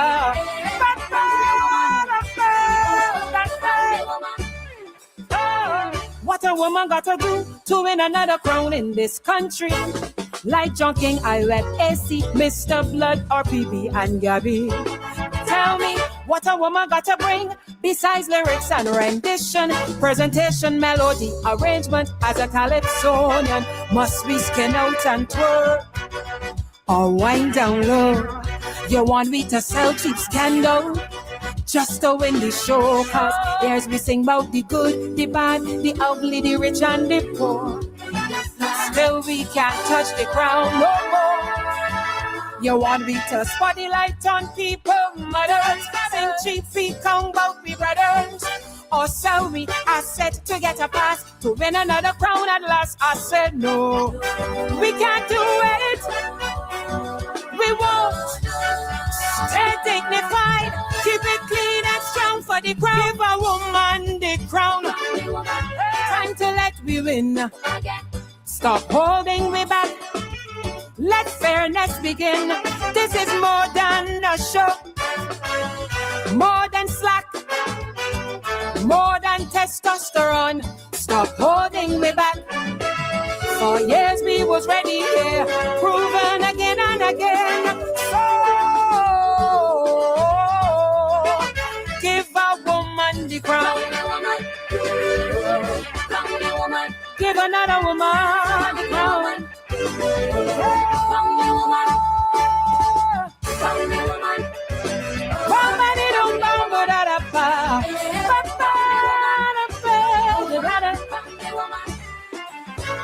Crystal Cummings Beckles, 14 years straight in pop finals, holding her way 3-time regional Calypso queen. But here at home, crown out her reach.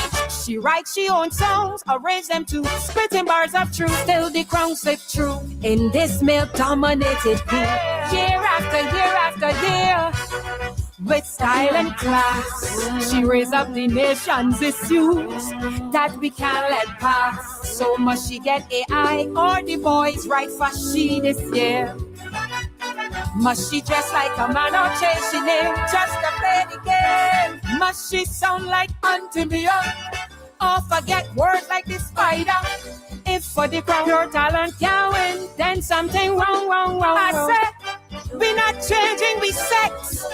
We not changing, we name. My voice is sweet and strong. Talent is same. Give Crystal she crown. Time to let she win. Stop holding she back. Let fairness begin. This is bigger than a show. Bigger than ego. More than testosterone. Time to balance the throne. For years she was steady, proven time and again. So give Crystal she crown. Give another woman the crown.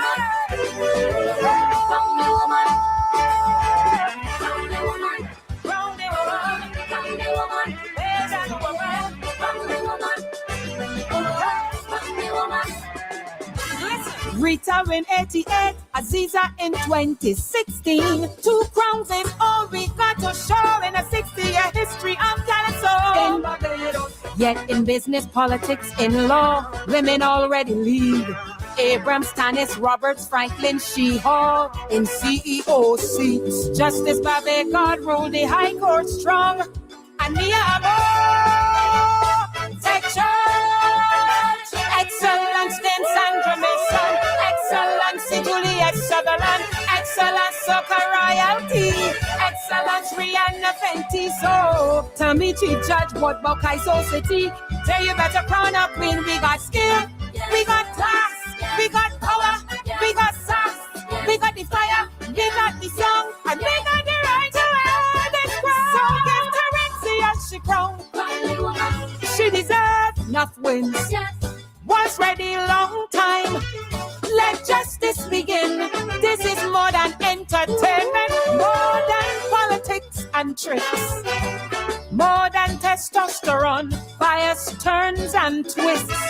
For years she was ready, yeah, proven again and again and again and again and again and again. Give the people squeeze, she cried.